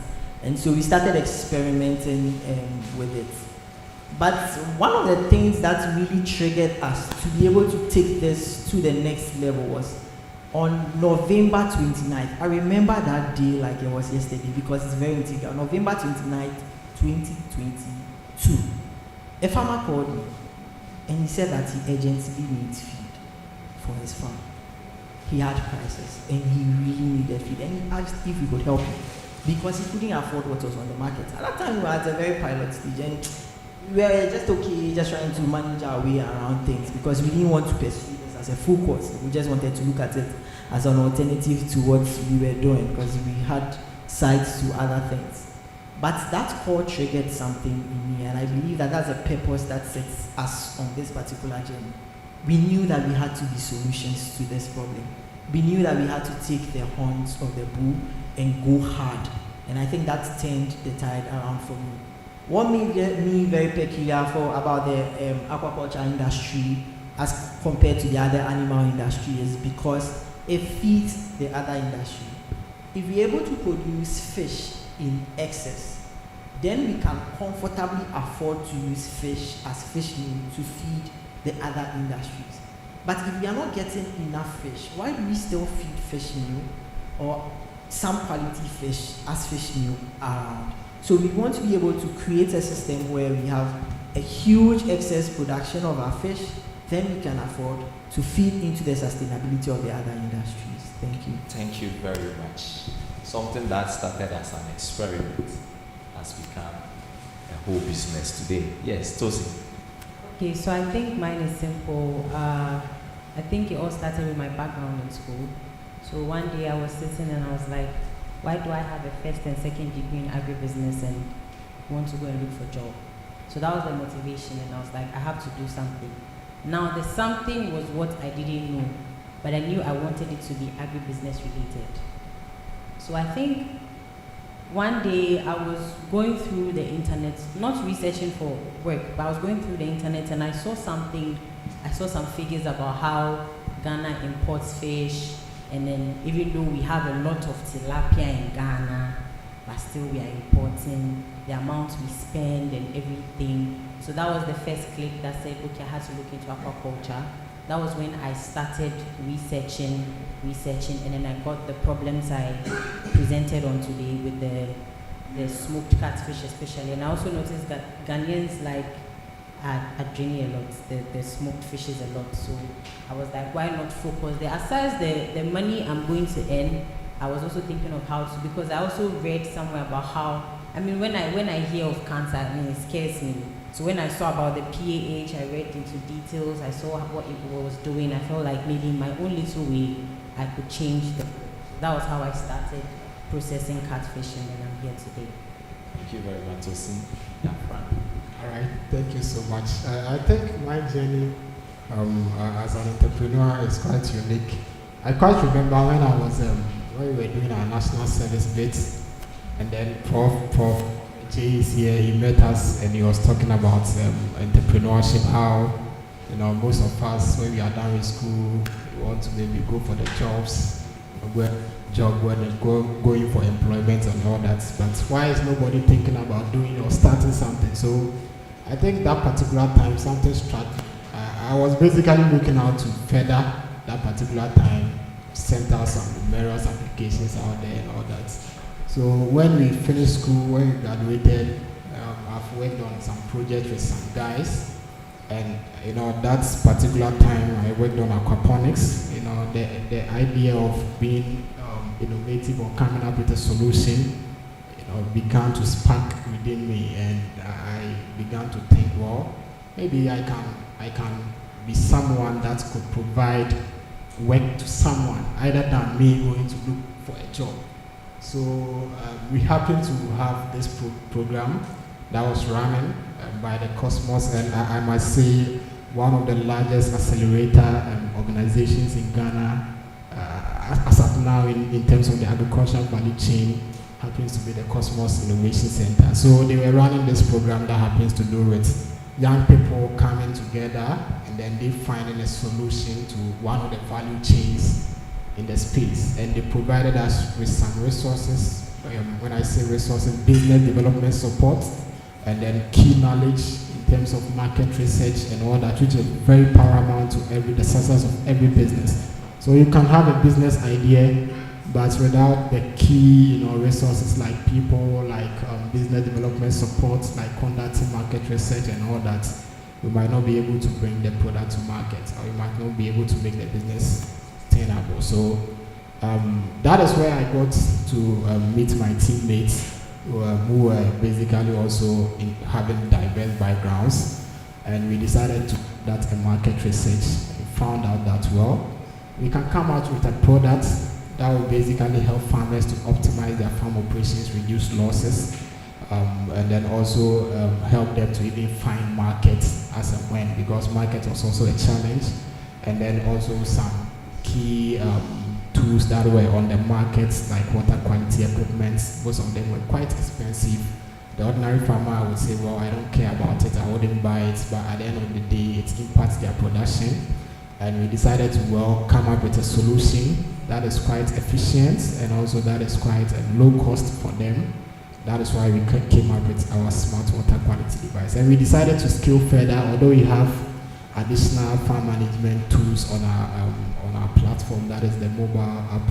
I decided to scale further to give access to markets, so that if a farmer is producing, let's say my area where I stay at West Hills, I might have someone close to me actually catching fish, but because all of us are in a gated community, I don't know.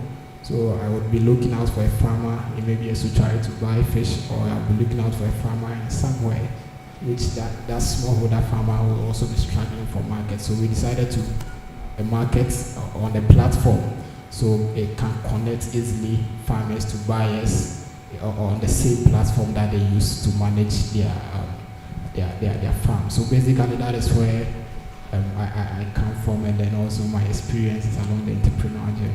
Thank you. Well, thank you very much. Thank you very much. No, a lot of people have ideas, and most of the time you will say, oh, I have an idea, but I don't have money. You have started. At least 3 years now, or 4 years now, almost a year or two now, you two almost about a year or two now. How did you acquire your first capital? Because Tosin, in your presentation, you indicated capital acquired. And I was looking at it and I said, wow. How did you acquire your first capital to start? Frank, you want to go? Okay. I can go. I think it's very important. Money, they say, is the lifeblood of every business. So without capital, it's like, but I always say there are also some key resources that needs to be obtained, and I value the people content of capital.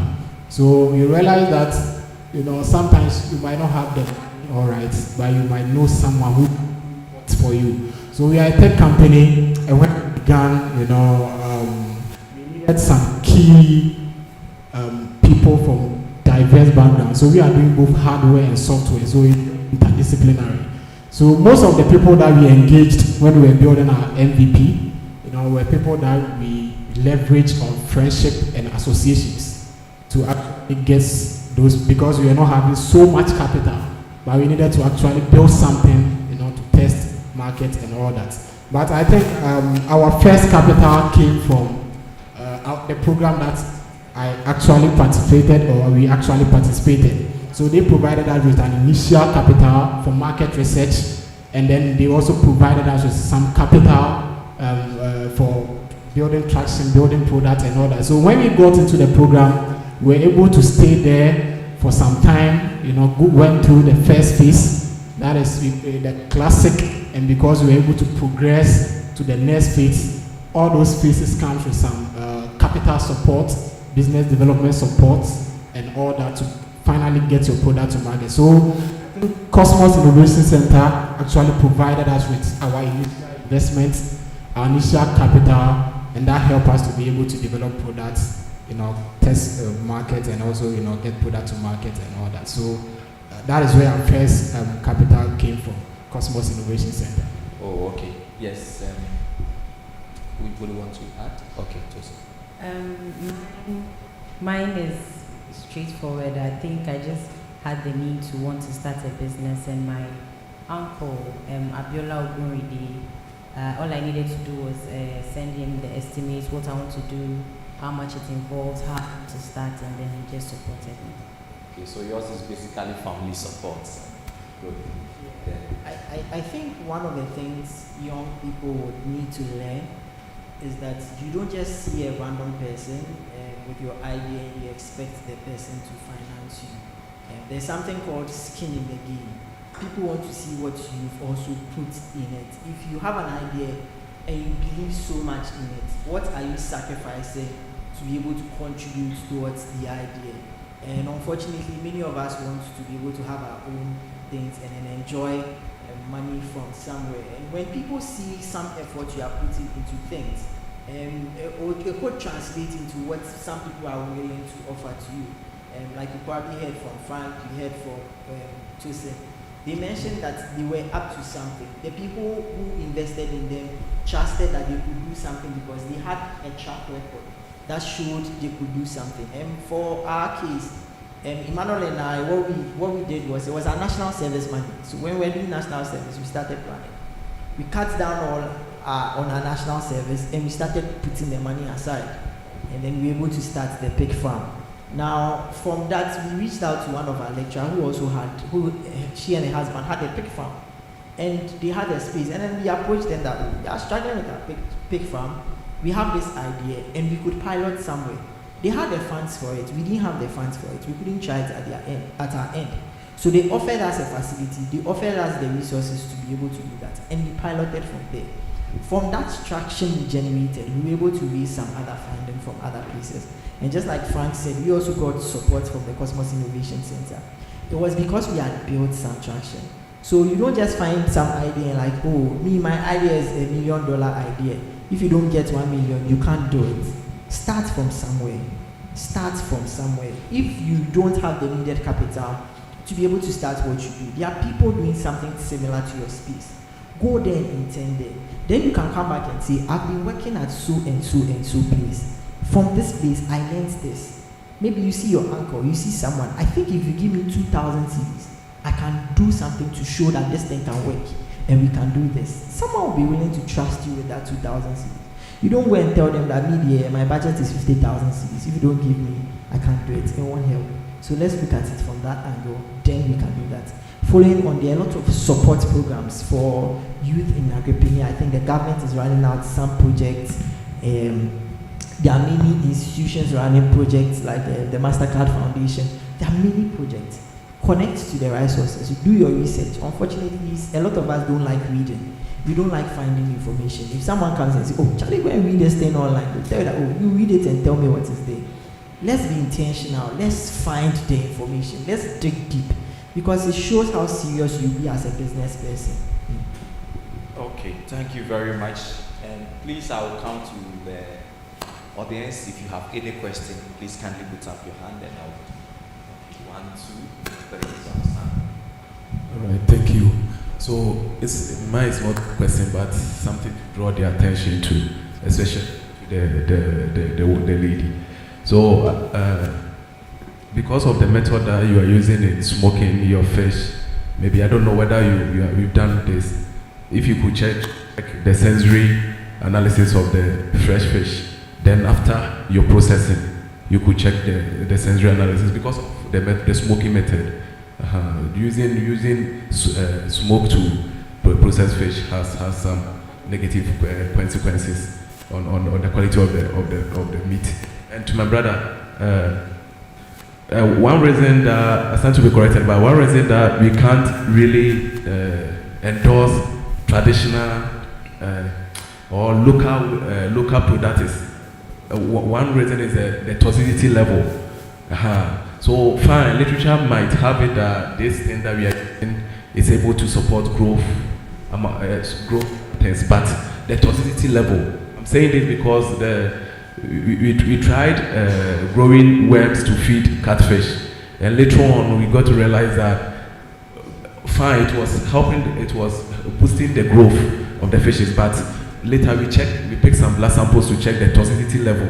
There is running some LFTs. And we realized that the toxicity level was high. So we traced it and we got to realize that it was how we cultured the worms to feed the fish that contributed to the toxicity. So possibly, of course, like I said, literature might have it that it's improving growth and other things, but if you could really ascertain to the toxic level, it could help. So that when you're talking about it, you know that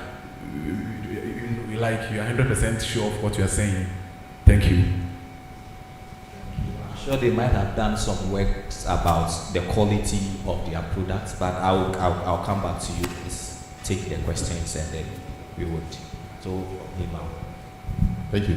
So my question goes to Tosin, since you are in the catfish processing. So you put up some figures and then you made some statements about quality. Prioritizing product quality. So I wanted to find out, are you buying at a premium for the quality you are getting, or you are sort of buying at par with the market women who are your competition, like you said? That's one of the questions I just want to ask you later. Thank you very much. My question is with my brother who helps with the feed preparation. In terms of your formulation, are you able to train the people you are doing it for on how they can do it themselves, or you have to go there with your facility to do it for people who are doing the fish farming? I don't know whether I didn't put, do you train people to be able to do it on their own after you've left, or in all the time, all the production cycles, you have to be there to do it for the people?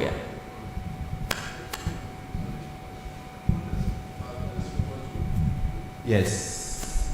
Luther, can you? Yes, so what we do is that we don't allow them to just generally do things on their own. So we went to a contract, probably like a year and a half. So we come in, we access what your nutritional needs is. We work with you over the period. So we're able to create SOPs that from then you'll be able to work with over after we've left. Then consistently we can come around to inspect what you are doing. So we don't allow you just to get up and say, okay, these people said you should do this every day, just do something, and one day we come and doing something else, and then you attribute to us. So on a consultancy contract, it allows that we come inspecting what you are doing. Does that help? For the period. For the period, yes. Okay. So if you remember, I was saying that I started with the production of fish, fresh fish. I know what it feels like to invest in feed and then go, and then the market woman comes to determine the price for you. We did only 18 per kilo. But then speaking to a lot of fish farmers, I have a lot of numbers. The highest price I have gotten so far is 28 per kilo for the smoked size, because the belief is they spend lesser months to grow that than the 1 kilo and the rest. So I buy my fish for 28 per kilo. Recently, I don't know if you know of AgriTop. I was discussing with them that I would like to start doing business with them because they are certified and they just started harvesting recently. So right now, I mean, aside the farmers I buy from, you don't really have any paperwork to be so sure that they are adhering to the standards. But with AgriTop, I mean, I can vouch because the certifications are there and all. So there's a plan to also do business with them to be sure of the premium. So no, I don't do what the market might. I don't buy for that same price. And then I don't know if I got what you were saying, but I don't know, you were saying something about the smoke level and everything. But then that's why I was also talking about the different kinds of ovens that we have. The first one is the choco, which the market women use a lot. That one, the tray is just directly involved with the charcoal or the firewood, so the smoke just hits direct. The liquid that comes from the fish hits the charcoal and then it goes back, which is very dangerous. But with the Ahuto and the FTT, they have chambers that prevents them from going and coming back, which I know, according to their research, says that it is a more improved version of the charcoal, which makes it better. And people use those smoking ovens and they are able to export. So I believe that it's a way better method than the one we know very well.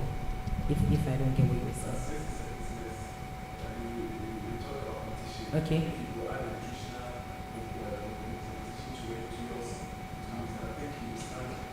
Yes, I have it. Actually, FDA made me write it, but unfortunately, I'd already done these packages, so it's going to be in the next batch. We did testing for that. Thank you. Okay, so thank you very much. I handle students, so I want to know if you have the capacity and the willingness to accept students for internships. If there is that possibility to further collaborate with any of you for that opportunity for our students. Thank you. Good. My question still goes to Lizzie.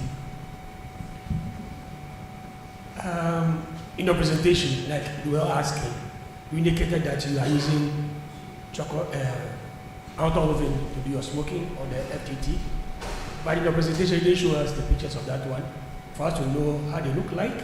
And so on. What you show us was rather the chocolate where the thing looks so black. So I was wondering whether yours is quality or not. To such a presentation, you have brought us the picture of the author, or see you really doing that. Maybe somebody is doing it and you are just doing the selling. Okay. Yeah. Now, the primary question is that now we are certifying fish processors. So I want to find out, are you a certified fish processor?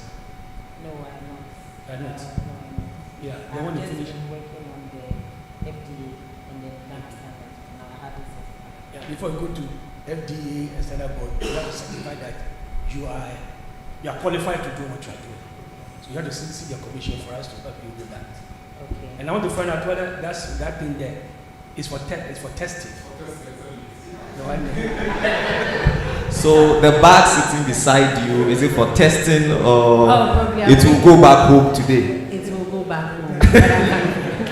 Okay, so on following up on the question of the certification, I want to ask, in our environment, is the environment enabled enough for you to be able to have a smooth certification, permit and licenses? Sir, do you The believe regulators answer are is here. yes? Do you believe the answer is yes? So I am asking, is it okay, is it smooth enough for you? So that they are here. If it is not smooth enough, let them know.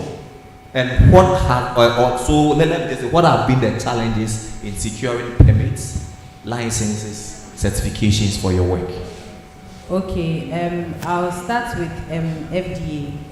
I think even though mine is still a bit stressful, I'm quite fortunate because I'm with the chamber and the ministry, so they were able to help me get somebody to help me. But even with that, I would send this today, you do this, I would pay a lot of money. I think they asked me to go to CSIR, food research, and I spent about 1,000 plus. I did some testings. I took the results to them. they looked at it, they said everything was fine, and now they said I have to bring another fish to them. So I was asking, if you people do the testings, why don't you just make me bring it to you and then you test for me? Why do I have to go there? You confirm that the fish is good, everything passed, but now I have to spend another money. And then also the last time I think I was with them, I had a meeting with some people from the Aquaculture Association. I don't remember the man's name, but I think he's into law, and they were talking about how even as a fish farmer, the 3 places you have to pass through, the EPA, the Fisheries Commission and all of that, and how cumbersome it is, and it prevents a lot of farmers from wanting to go through it. So he was saying that they are working on it and they are going to try to help us, because even the cost involved is also expensive, aside the fact that the process alone will discourage you. Now the cost too is also expensive.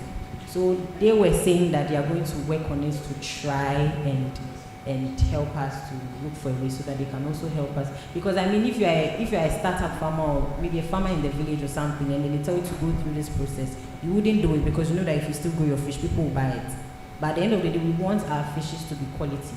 So we also want to try to like help each other so that we can. So far, I would say that my processes have not been very smooth. It's not been easy. Even with the help of Ministry of Fisheries and Chamber. Okay. So even with their help, which of the license has not been easy?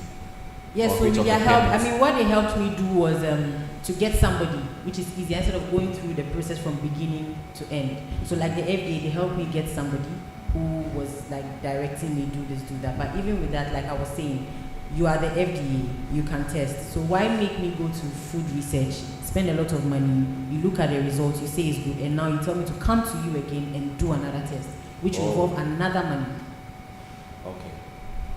Okay, so the same test you do it twice from different institutions. When the institution that is giving you the certificate or the license or permit actually can do it. Yes. Okay. Luther, how has it been? So I think from our end, primarily we've been working with the Ghana standards. The biggest challenge we faced was that as at the time insect industry started out, we don't have standards, we didn't have standards yet. So we are privileged to be part of the stakeholders involved in developing the standards for the industry. Even that still, the framework hasn't been fully developed, so we are still in the pipeline somewhere.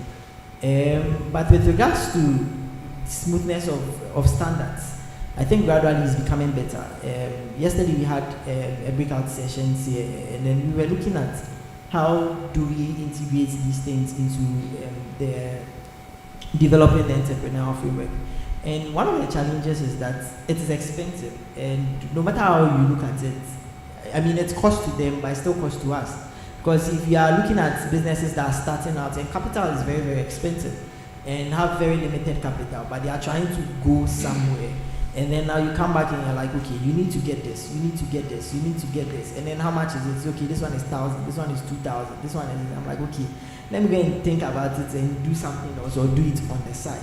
But then if there are incentives across board to be able to help small businesses start out, maybe they also need the money because now islands, we are going towards autonomy.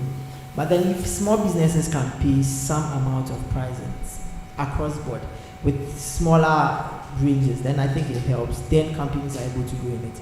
On the question of internships, yes, we are 100% open to interns. And currently we have some interns even working with us now. And we are always open. We have very good partnerships with the university too. And we are always running projects. In fact, there are more projects we need more students on to be able to help, especially with measuring different things along the board. Also with the issue with toxicity, I mentioned, I remember that I didn't talk about it. We are running a lot of tests with the university, biochemistry department, to be able to put a lot of these measures in place. That is why we don't. Then again, you remember you mentioned I was asked to how you were doing your process. So the question doesn't bother around, okay, is insect protein good, but how are you going to use it?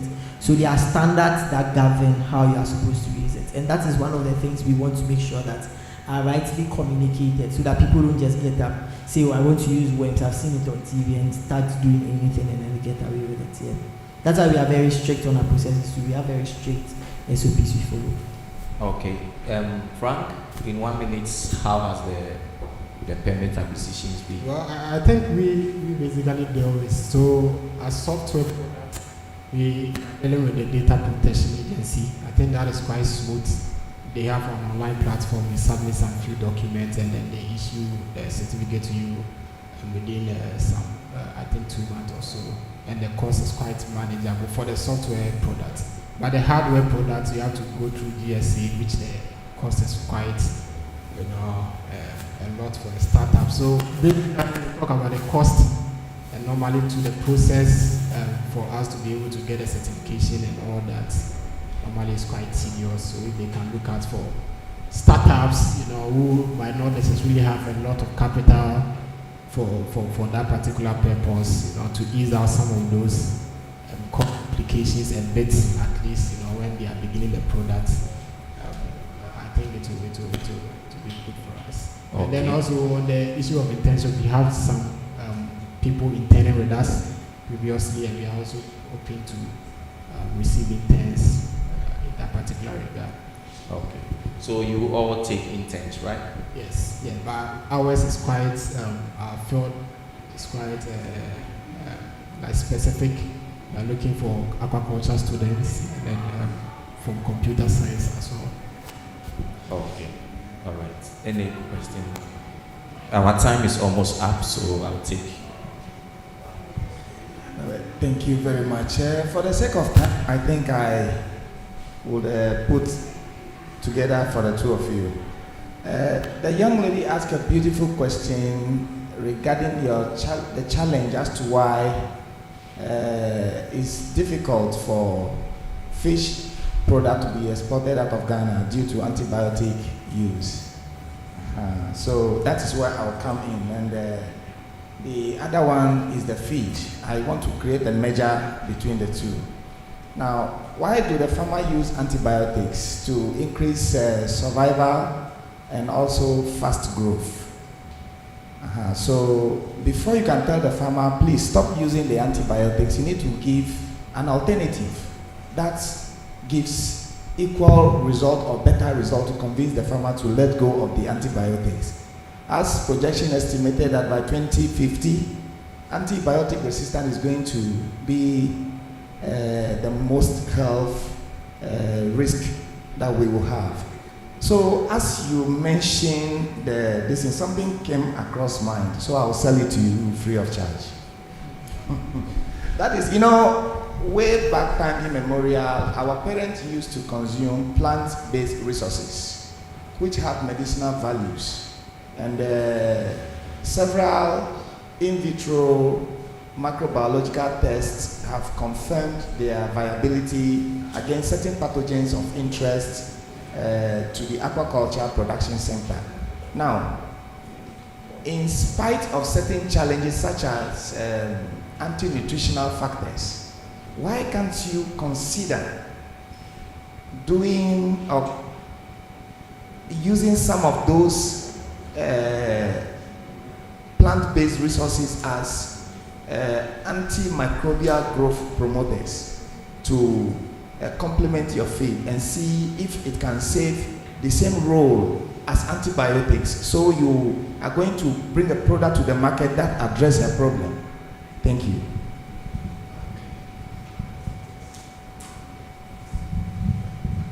Okay, so we have that very much in mind. Emmanuel is here.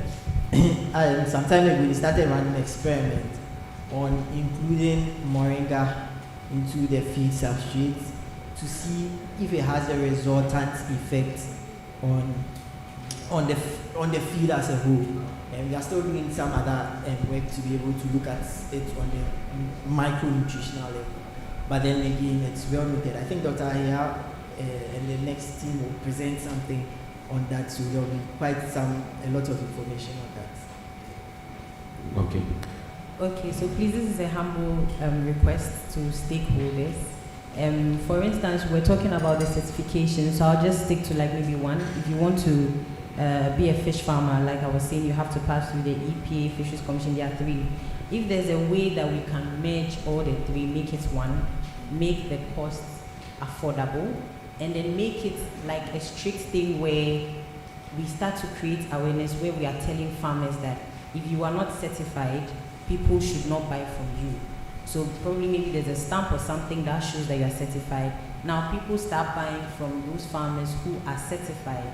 I feel like one way or the other is going to better our fish aquaculture, and maybe in the near future we might be able to rub shoulders and be able to export. But I think we can start from somewhere.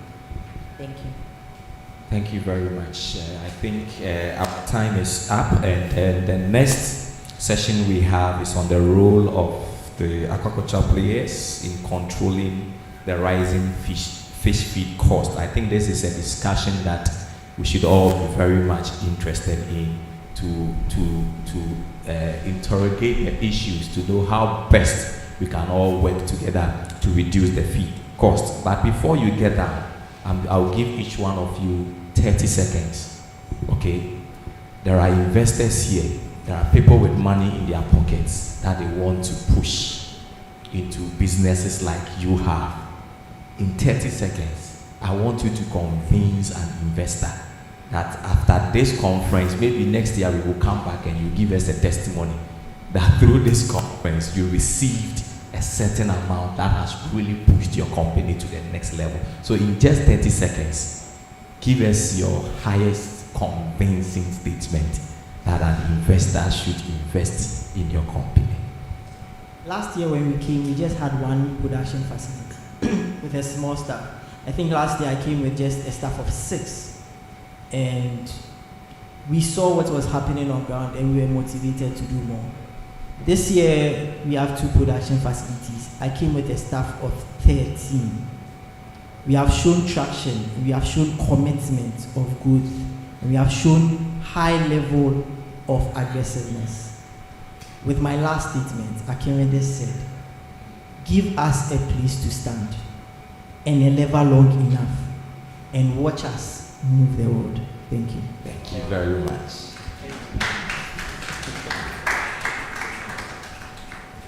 First of all, I would say that I think mine doesn't require much. And then when I started, I said during my presentation that in as much as we are looking at sustainability, health concerns and everything, we are still able to achieve that with those who are not that conscious of these things through just the look of this package.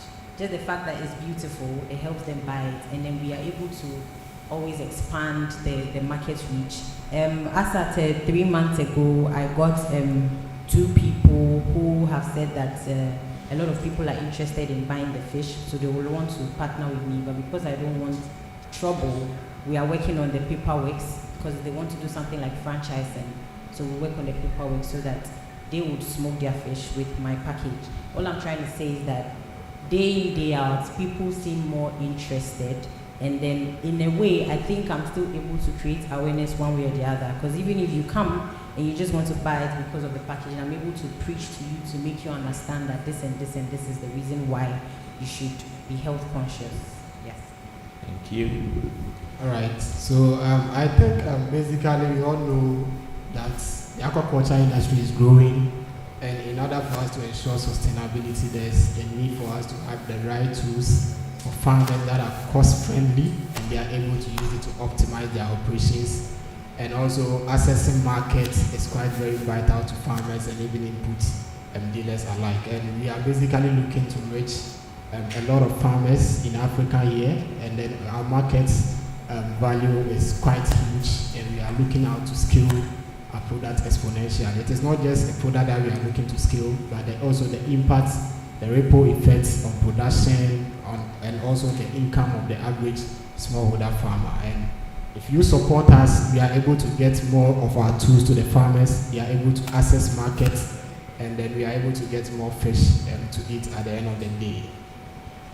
Thank you very much. So I think on this note, we will bring the curtain down on the session on innovating aquaculture. Thank you very much, Luther. Thank you, Tosin. And then thank you very much, Frank, for making yourselves available. So Tosin, the fish I think will not go home. You need to see Dr. here, okay? Thank you very much. So we will move straight into our next session, and I'm still happy to be the moderator for that as well.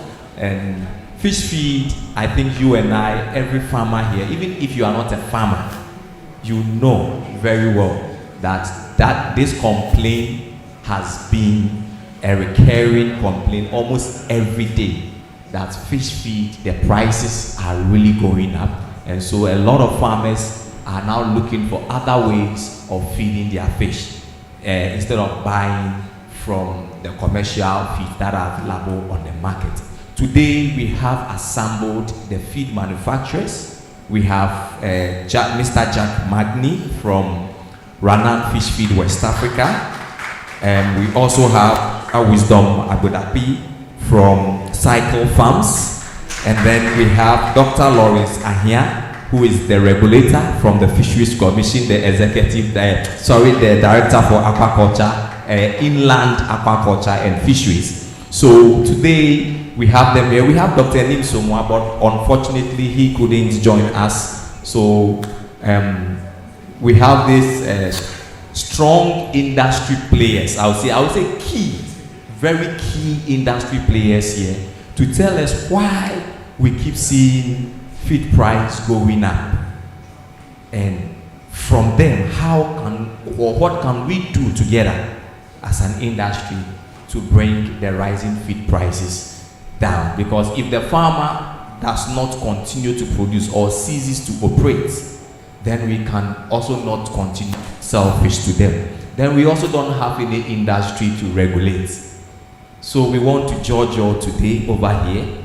We want that at the end of the day, it will be said that through this conference, we've been able to come up with some solution or partial solution, if any, okay, to bring down the rising feed costs. So I think, please, can I have an extra mic, or here on the stage, an extra microphone? I don't know whether they left the microphone on the stage or... So I will start briefly. Although I have mentioned your name, you would tell us briefly the role you play in the company, and then the company you are coming from, and then we will take it up from there. Just brief. So Jack, I will start with you. Yeah, so I am Jack Magni. I'm the commercial director for Ranan Fish Feed. I am working on all development, technical assistance, project study, and I am also in charge of our research and development for the feed that we produce here in Ghana. Okay, as mentioned, I'm Lawrence Ama here. I'm the director in charge of inland fisheries and aquaculture with the Fisheries Commission. So anything concerning aquaculture or inland fisheries, I see to that. In my master's, I did a research on feed. At that time, there was no feed in the country. GAFCO was the one who was open, and the feed he was producing was a stinking feed.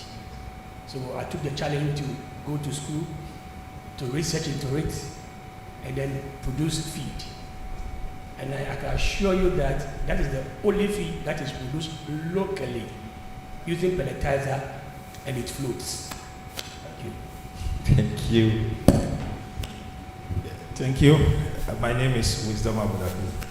I think the directors here, so I will also say that I'm a director at Cycle Farms. We produce fish feed for both catfish and tilapias. And we've been in the system since 2019 officially. And my role there is purely directing activities. So our activities actually is really supplying feed in the local market and then export as well, with all quality standards that are required. Thank you. Thank you very much. Yeah. So I think I will begin with the questions here. I remember very well before COVID, a bag of fish feed, either for tilapia or for catfish, selling for somehow, for especially the adult feed, the 30% protein and upwards, was selling below 200 Ghana cedis. But right after that, after COVID, or let me say post-COVID, we've seen a rapid rise in fish feed prices. What is contributing to this? What are the driving factors to this rising feed prices that we are seeing on the market? You want to take All it? right. Sure. So I think once I hold the mic, I will go. I think it is a fact that we are in a dynamic world that will require things to be changed. But then, food prices should be something that should be a bit constant because it is linked with the per capita consumption of everybody, or let's say wages and what have you.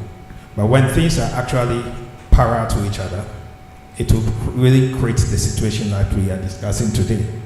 And at the end of the day, it will all be linked with policy issues. It will be linked with leadership issues and decision. And that is exactly one key thing. Just as you have mentioned about COVID. Yes, COVID came. We've seen the negative and then the positive side of it.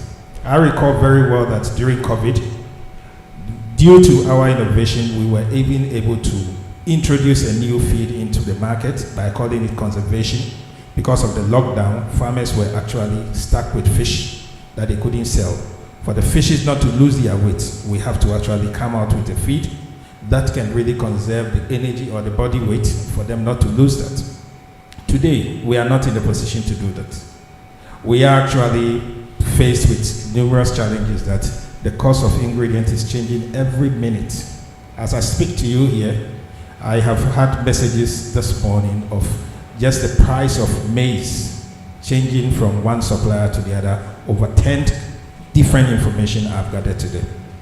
So I think we kept our brother in the middle here, not because we want to sound witchy, but I'm sure that when my other colleague is talking, it will all boil down to policy issue. Because agric is a fact that it is purely geopolitics.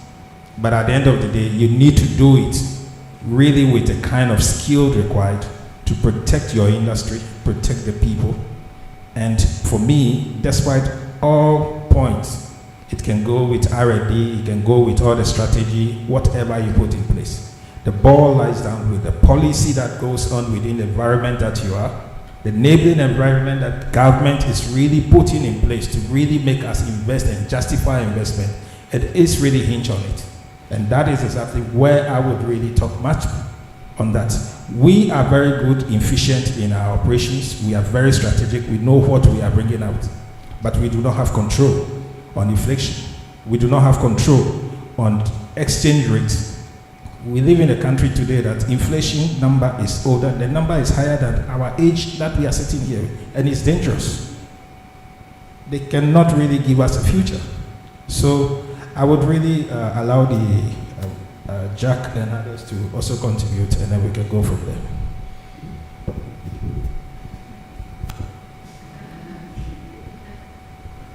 Yes, so what I may add, there is so many concourse of circumstances that came in the game.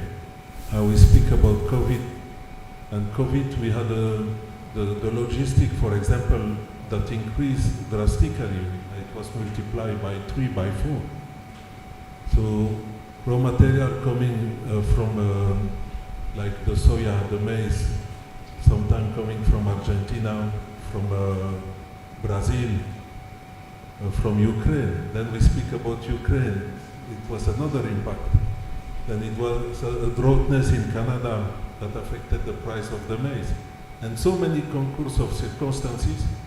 And nowadays we still have bad news every day, and we don't have good news. This is the big issue, because we used to have, for example, sometimes one raw material which will have the price that increase, and we could compensate, for example, with a good harvest of maize in Ghana. So Ghana production in maize is a disaster, and there is so many reasons for it. There is we are speaking about the rain season came too early, then the rain came also too late, so all the parameter of production for the maize were bad, although there was a lot of rain and a lot of water. So there is also people that are going to speak about the speculation, selling better the maize in the sub-region to speculate on prices. So there is so many things that came in the game, and I think these last 2 years, every day we have new taxes, and we have to pay more and more taxes. We can pay taxes on the fish oil, for example. I think we are almost at 26% of taxes now. So it's an activity that I think that want to be promoted. The actual configuration of the government is to collect more and more money. Even the poultry that were exempted in the few years ago, they are not exempted anymore. So for us, producer of fish feed, we are also victim of all those increments, and nothing we can do. So what we can do is every time to look for new raw material, new formulation. In Ranan Fish Feed, we have R&D. We are permanently doing trial to see what kind of solution we can give. But sometimes we are going to have a solution. We are going to have a better price of 2%, a good FCR, and we are speaking every time 2-3%. We cannot make a real miracle. Huh?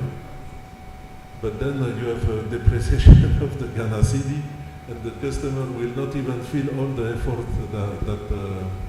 that we are doing. So this is quite a frustrating situation for those last 2 years, 3 years. Yes, since COVID, we can speak like that. Yes. Okay. Thank you very much. From where I sit, I think the prices of feed is going up based on some few factors. From the farmer's view, it's the availability of the feed. Most of the feed are being produced in the south or in Accra. And when you look at the outlets, so Rana might be selling a feed at a price of 270 for maybe a Accra feed. By the time it gets to the northern region or somewhere, it's about 300 Ghana cedis. So automatically, because of unavailability of the feed closer to the farmer, the price is automatically high. That is one aspect of the thing. The other aspect is the protein level.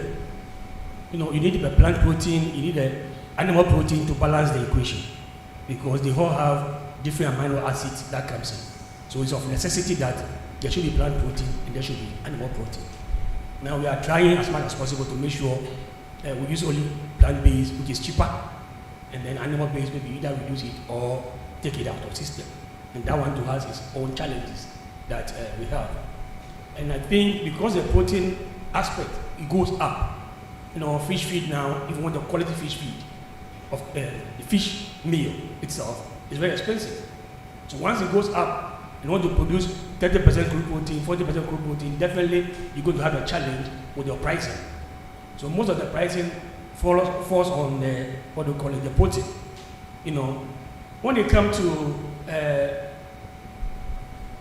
the poultry, for instance, 18%, 20%, you'll be able to convert a lot of maize into protein, the fish, to the poultry.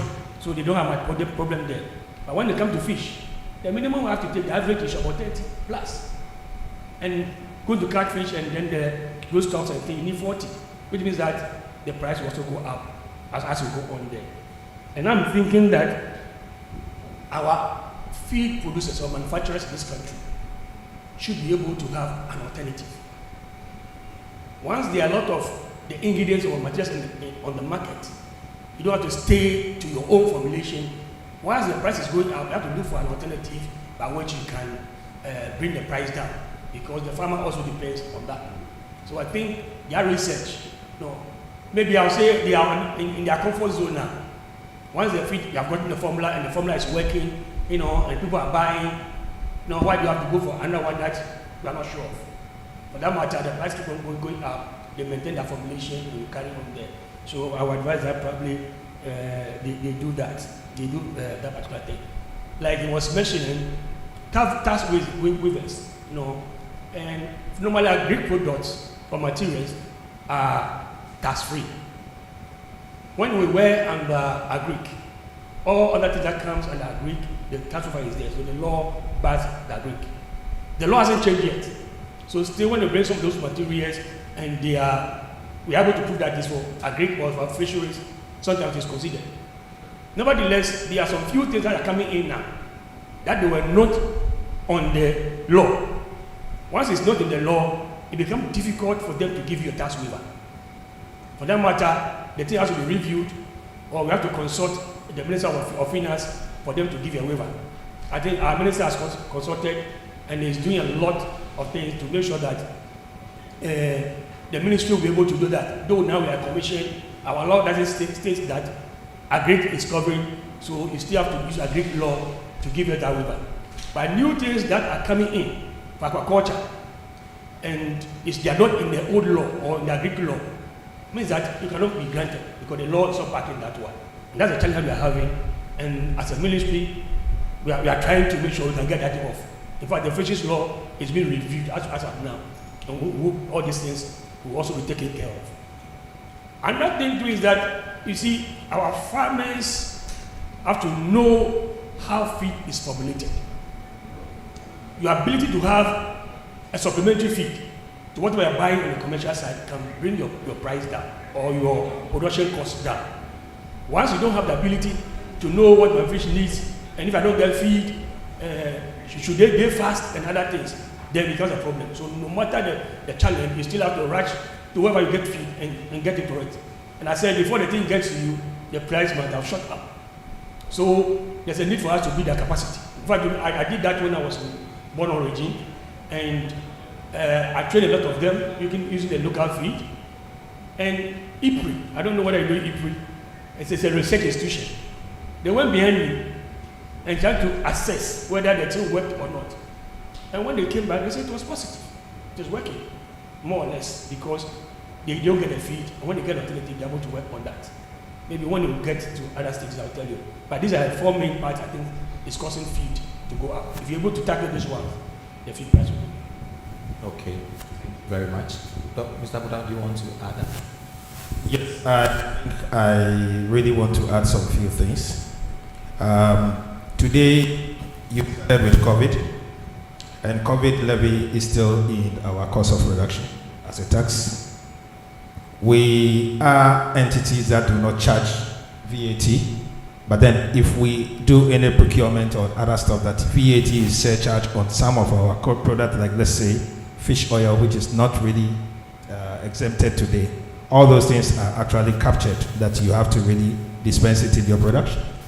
There is also a withholding tax 3%, which is actually slapped on you.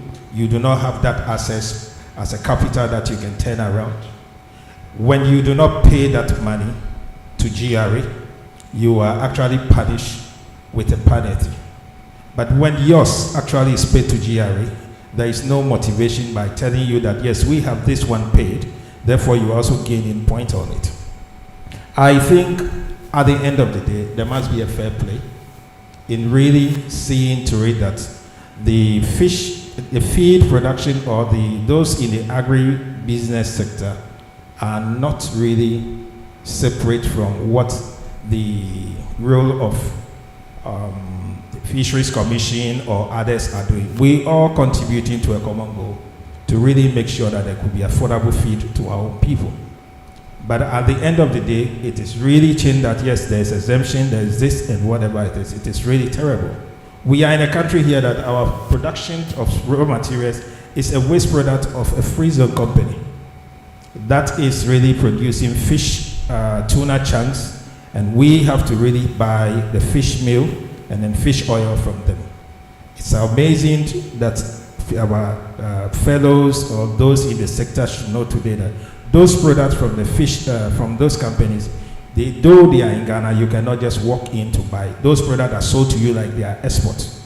You need to go seek clearance from the ministry, and this same ministry is a tug of war for you to even have a clearance on even things that you are buying within the shores of it. So for me, it is purely about innovation. It is purely about what strategy you put in to protect this particular industry. We are not more than the population of Ghana. We can be controlled. If truly, I use the word control, I'm not saying that we should really be in a kind of a capitalist system. If really all our regulation, everything comes from one particular thing, how can not be a way to really give us a subsidy that whatever we're producing, we are not the consumers of it, it is going back into the system to really turn out to be a final product. This is all that we're working out. The formulation, the looking at alternative fish products. Doctor is a very good brother and friend all these years, but we must say that we are very cautious. We are very cautious not to put too much competition within the public or the environment in which we live in an industry. Some of us here might have seen 83 before.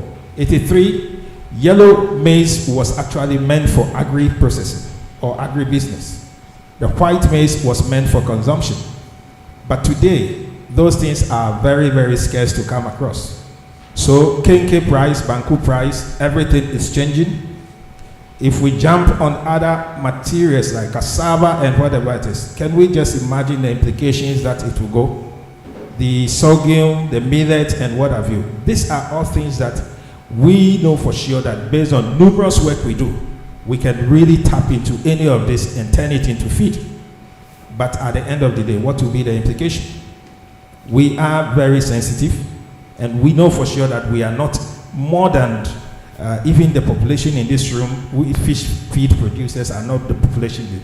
We can be controlled, incentives can be given to us that can really address this cost issue.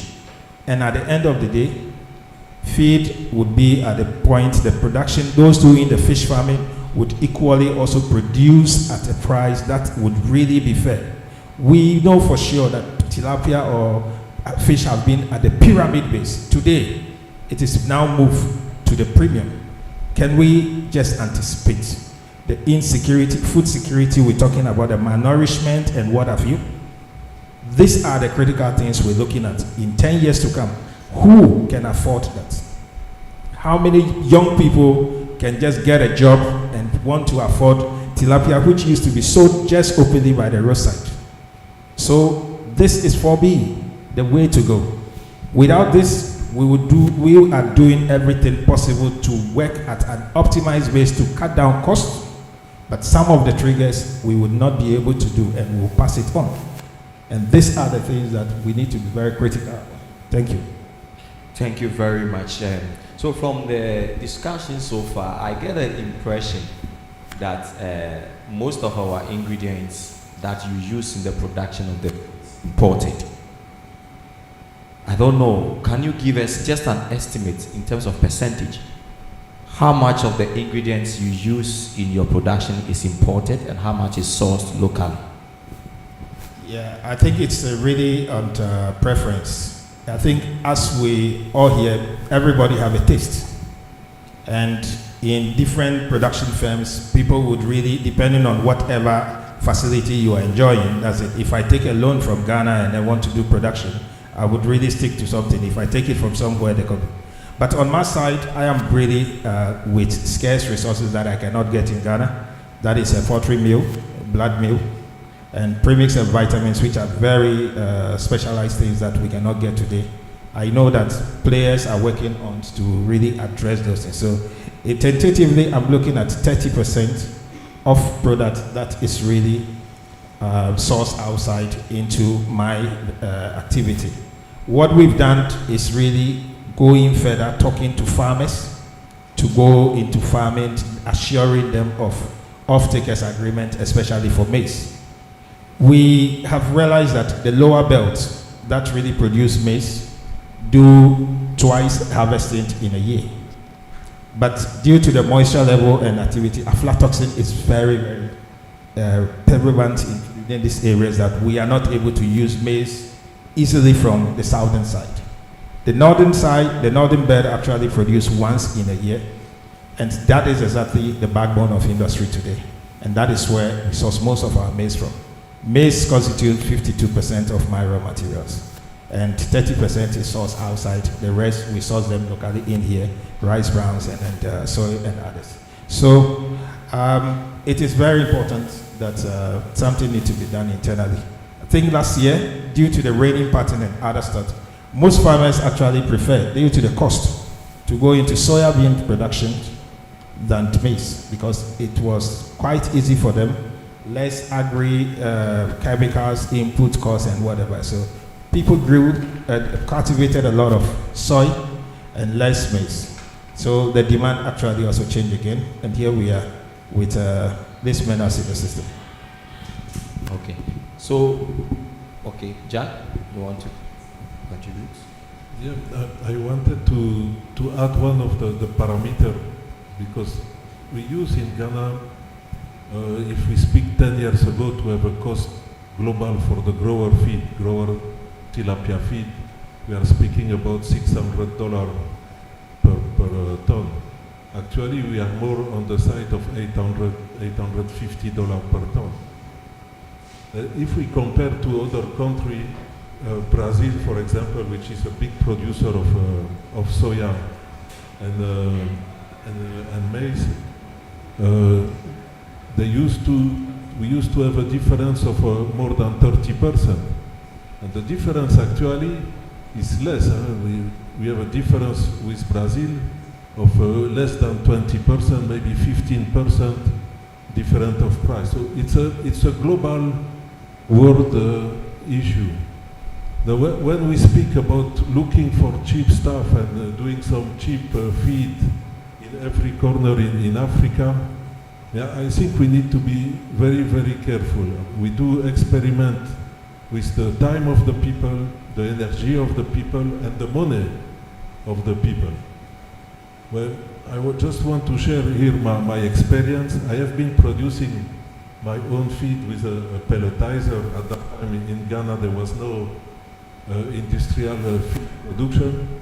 So I was producing in the bush with a pelletizer, so no quality control. You never know if your feed is dry. So if the feed is not dry, you have mold, fungus that appear in the feed. They produce toxin. They chop all the energy of the feed. And at the end of the day, one day it's okay, one day it's not okay, and you never know what you are doing. The price are coming up and down of the raw material. The quality is also coming up and down. I saw a lot of program with the United Nations. I don't want to say too much a name, but when I see those small machines coming from the Asiatic country, and we are going to press feed in every corner of the bush, I say, be careful, because we are going to make a big waste, and a lot of people have been through it. After 2-3 cycles, we see the machine is behind the warehouse, we throw it in the bush, but we have been wasting time and we have been wasting money. There is no quality control, there is nothing.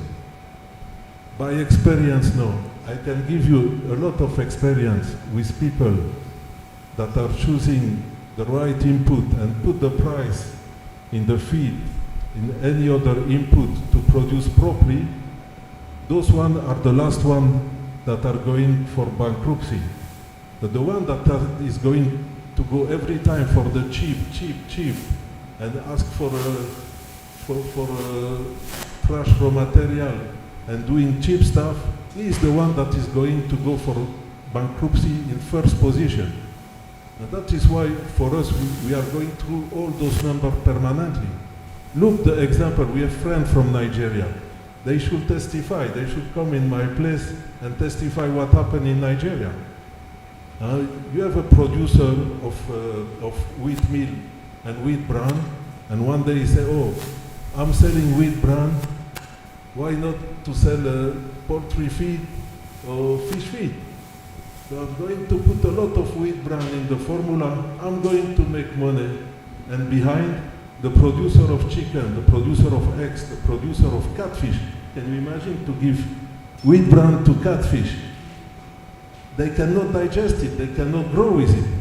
And they are going to spend 6 months spending money, small farmer, poor farmer, taking credit, paying 35% interest to grow those bloody fish, and they cannot achieve it. So we need also to be careful where we are staying. We are speaking about value chain, but the one that is taking all the risk, the one that has to grow his fish, is the fish farmer. And he deserves a good margin because he's taking all the risk. Us, as a fish feed producer, we are only commodities. We are not supposed to go for a margin like people speculate sometimes. So this is something we need to look at. For us, we are doing more and more research. We know what everybody is doing because we test the feed to our competition. We test the feed of anybody that come in the business. So I can tell you that there is no real miracle. And if you don't put the price, sometimes you expose yourself to very, very bad results. Actually, the crisis, I will finish. I'm speaking too much, maybe, I don't know. But actually, we have a huge crisis with the catfish. People have catfish in the ponds, and they cannot sell the catfish. So what they do, they keep feeding them. And whatever they do, they're losing money. So you go and buy feed, and you know that you are going to lose money. So what do? You go for the cheap feed. And you go every time for cheaper and cheaper stuff. And it's a vicious circle, because every time you lose and you lose more money. The fish is going to stay long time in the pond, so you are wasting time, you don't produce anything, your cost of production increase, your FCR is so bad. So we need more to see where is the focus, where is the issue. To produce cheap feed, I can produce cheap feed tomorrow if you want, very cheap, but I will not guarantee any result on it.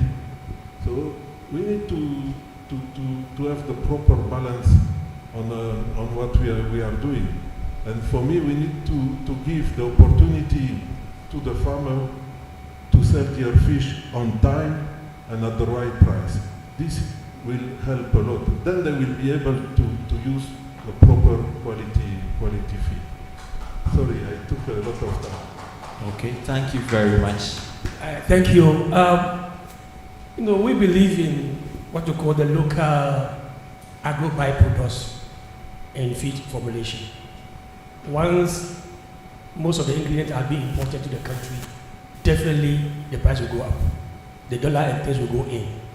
So normally we recommend on-farm feed production to supplement whatever you are buying from the big shops. Like you say, it's a businessman. He must make his money. So, and if you look at the quantum of what is producing, definitely what you are producing in the country as agri byproduct might not be able to support its production. So more or less, you must also import a few things to get into it. Now, what we always recommend is that we should less the competition. Ingredients that are being used by human beings, they are consuming. You have to reduce the use of that one. Because once there's a competition between human consumption and that of the animals, there will be a challenge. And the price will go up because there's a competition. So we recommend that let's try as much as possible to reduce those that they are being competed for. Let's go for the agri byproduct. So we have to encourage our farmers to be able to produce more. So that, because now soya, basically I think we are not even getting much from Ghana. Most of them are coming from outside. And it also is a big shot. I want to talk about quality fish meal. It's the foreign ones. The Ghana one, they had sand and things to just to make sure they get the weight. And that's the problem we are facing. So as we continue, I'll bring a recommendation. Thank you. Okay, all right, thank you very much. I think I will take one or two questions from the delegates and then we will do. All right, thank you again. I think my question goes to Mr. Gorapi. I know Cycle Farm started as an alternative feed producing company, but along the line, I think you guys switched. I just want to find out what happened. Why couldn't you maintain that? And what's the way forward? Do you think looking at the complexity of the whole aquaculture production, especially on the catfish side, as you mentioned, feed production, your industry is going to be sustainable? Because like the director for Rana mentioned, I think Doc also mentioned it. I have produced local feed before, and I ran into the challenges of the storage. If you don't prepare it, or if it doesn't dry well, and then you keep it for a long time, it goes moldy. You feed it to the fish without knowing when they die on you, contributing to a loss. So that's one challenge with the on-farm production of feed. But again, you were coming in with a solution which was an alternative feed, which was going to be cheap. And now it's like you've switched back to what everybody's doing. We just had a presentation where people were talking about black soldier fly production and its potential for feed. So what are you saying? What is the way forward when it comes to alternative feed production from your experience as somebody who started from there? Yeah. Okay. I think I saw a hand. Okay. Mine is with respect to what the person from Rana is talking about. Sorry, I don't know your name. Yeah, we are talking about us, going for the right thing to be able to, and then maybe upgrading our prices, the price of what to sell our fish. Maybe when we must have gotten it right in terms of production time and quality. Well, me, I'm thinking, don't you think that the West African environment, Ghana, as a case study now, is so much blessed with a lot of local raw materials that could actually be researched on, so that we run away from the issues of exchange rates and the issues associated with importation. Because I believe that more than 90% of what we could use to do quality feed are available right here in our region. So don't you think we could research more to get out some of these raw materials that could be useful for us, instead of going to trouble ourselves with exchange and importation challenges? That's one. Two, don't you also think that if we standardize our processes, could allow for maybe, and then with government support in terms of subsidization of production processes or plant establishment costs, that we could actually do more in decentralizing production? That if we do that with a standardization of maybe a requirement for establishing a mill, that it could actually help our farmers break through the chains and maybe production and distribution challenges and costs, so that our farmers will get it cheaper. Thank you very much. So I think I will let you respond to the two questions, and then we will take the next set. Yeah. Okay. Thank you very much. The personnel who asked the question on cycle farms. Yes, we came into the market to provide an alternative service or support to the industry by introducing the BSF Black Soldier Fly, and I'm very proud of that. The just ended presentation. The young man actually is really somebody who have taken such inspiration from us, and then I serve as a mentor to him in everything that he's doing. And our side, we actually were successful in the project until COVID, because the raw materials we were actually using on site were raw materials that was coming from a distance, and it was really coming from our partners. I can mention their name. Blue Skies was one. Golden Exotic was one. We had a very fantastic activity with them by giving them back the organic residual for them to use in their various farms, which was very going well. But during COVID for 2 years, social distance factories were actually shut down. And that has been a very big impact on us to return fully into this project. Nonetheless, we know for sure that we are actually the brand of this product globally, to be the first company to grow BSF in-house, process it into a finished feed. We still have the technology. What we realized was that it became something to us that it is really a double project. It is not a project that we can really put on site to manage both. Because once you transport those raw materials like fruit waste, you are moving water. So our intention is actually to look at the long term by moving those projects to closer to the raw material base. So work is ongoing with the Ekumfi juice, still with others, and then we are actively working with Binari Atomic University that is really doing chains of smaller scale training for people who are interested and people living within this. Because once we can be assured that we have the people that can really give us the quantity we need, our resources are there to really start the production in that regards.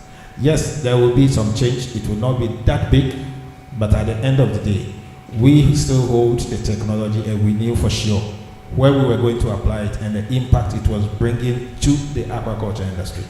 It is not only about just changing price, but it was really bringing some kind of a very vital longevity to the industry. That is exactly what we are really holding on and want to see this project come to its succession. So it is not that we have fully diverted. We are strategically putting things together to see how best we can have those allies to work alongside with us. Once they are doing that, we will bring our recipe back to them. Because I read that somebody was asking a question about recipe to the gentleman. Yes, whatever you expect from those labs really comes from a formulation. And we work on it, we have it, and we bring in those things up to make sure that it can harness the project. So that is what I can really say to add to the points that I've earlier said. Thank you. Thank you very much. Jack? Yes, so we spoke about many things in Nigeria. I mean, I don't want to criticize Nigeria. And I want to say that to produce feed in Nigeria, it's very complicated. But you can source maize, you can source soya sometimes. Extraction of soya is not the extraction that we dream of. There is still some soya oil residual in the fish cake, the soya cake, sorry. So those material contain some anti-digestion, some trypsin that doesn't let the fish digest. So in fact, when we produce fish feed, we are looking for protein. And where do we find protein in the product in Africa? Soya we produce, but we don't produce enough, and the quality is not every time the one that we can expect. So we have quite the obligation to import. Of course, in Ghana we have a very good quality of fish meal. I think we go to 98% digestibility. It's coming from the waste of tuna, in a tuna factory. In Nigeria, I don't think that you have fish meal. So I know Nigeria come and buy fish meal in Ghana.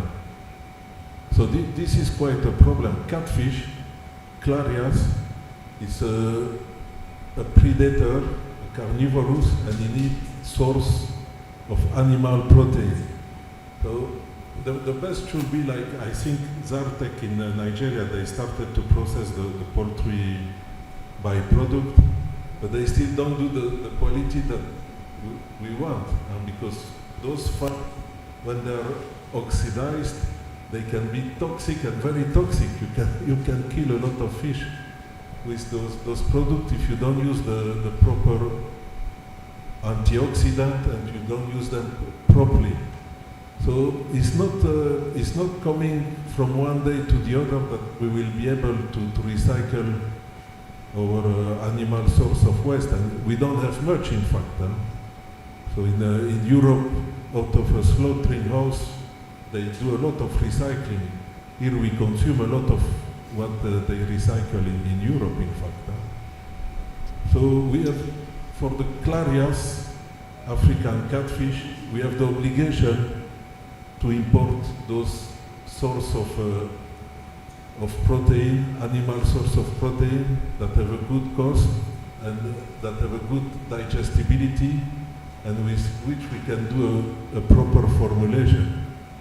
That is why somewhere we want us to promote, and we did Nigeria to promote herbivorous fish like the pangasius or tilapia that are quite a very good solution, because all of a sudden we don't need all those 30% of raw material that we were speaking about. And pangasius, only vegetable source of protein, and you can go for very cheap, low protein and low cost, and you can reach a bigger tranche of percentage of the population, because the price of the fish is a bit cheaper. Well, Nigeria is not easy at all, because you need to pay the tax when you enter the raw material, and then you need to change the naira in dollar, and then you lose again, I don't know, 10 or 15%. So you are very, it's very complicated to produce quality feed in Nigeria. So the solution should be to produce with local raw material, but then you need to change the fish. I don't have solution for African catfish. It's possible, but it's not easy. It's not easy. So there is a company now that is coming with some good new product. We call it the SCP, single cell protein. It's a protein that we are going to produce from the fermentation of bacterial fermentation. So we need carbon source, like the waste of cassava, waste of fruit. Out of the fermentation, of course, we need to add some ammonia to feed those bacteria. And we produce a protein that is better than fish meat. So that one will be a dream to have such a company in Nigeria, collecting the waste of carbon, like waste of brewery, waste of fruit, waste of cassava process, do fermentation and produce protein out of fermentation. Then you can produce catfish at a good price, I think, yes. But it takes time. Sure. Okay, thank you very much for the responses. And please, I'll take 2 more questions. Okay, thank you. So I'm from International Water Management Institute. We have a project of aquaculture in 4 small communities in the north. The main issue we are finding, or at least we're worried about for the future, is how once the project ends, these youth groups in the communities, how they're going to be able to go by themselves and buy feed. So Dr. Aya actually works with us. He was already bringing up a problem. The feed in the north is very expensive. Can we think about solutions to at least reduce the gap between the south and the north in terms of the price of feed? And maybe by making feed available through a collaboration with fisheries commissions, I'm thinking about ideas to make feed available for these communities, or any other suggestion that you have to make these projects more sustainable. Thanks. My question comes to Wisdom, and then also to Jack. What has been your experience with sourcing for ingredients locally? At least the 2 that we have a competitive advantage of producing. And I'll flip the question. What is preventing us from doing soy, growing it to the max, and also maize, these 2 main animal feed ingredients that we have to go to Argentina and Brazil? Thank you. Yeah, thanks, Doc. I think on my side, I think the major problem, the challenge that we're facing sourcing this raw materials locally, one, availability of the product is not there to really address exactly our demand or whatever it is.